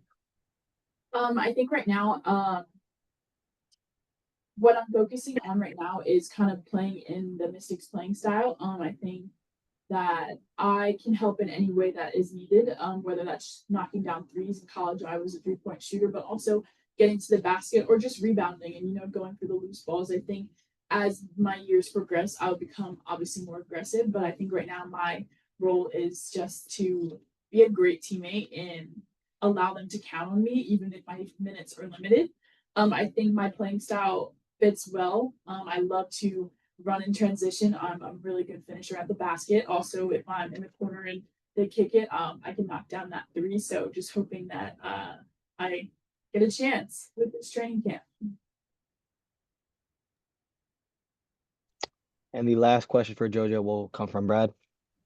Yes, hi Jojo. How are you? Brad Lake, WS Nation. If I could speak to an off-season accomplishment back in February where you were named a servant leader for the K-Yao Cancer Fund. You were the first student from Rutgers to receive it from your participation in the America's Grow a Row. Can you speak to that experience? Yes, it was an amazing experience. I think it shows to how much I've overcome as a college athlete, and that there's a lot of things that are going on in athletes' life that a lot of people don't know about. So for me, I thought it was amazing that I was at Rutgers for only 1 year, and the fact that they chose me to be the person to wear the badge on my jersey, I think was amazing. I was a leader from the jump when I got there, and I think that's the role I had to take when talking to Coach Co.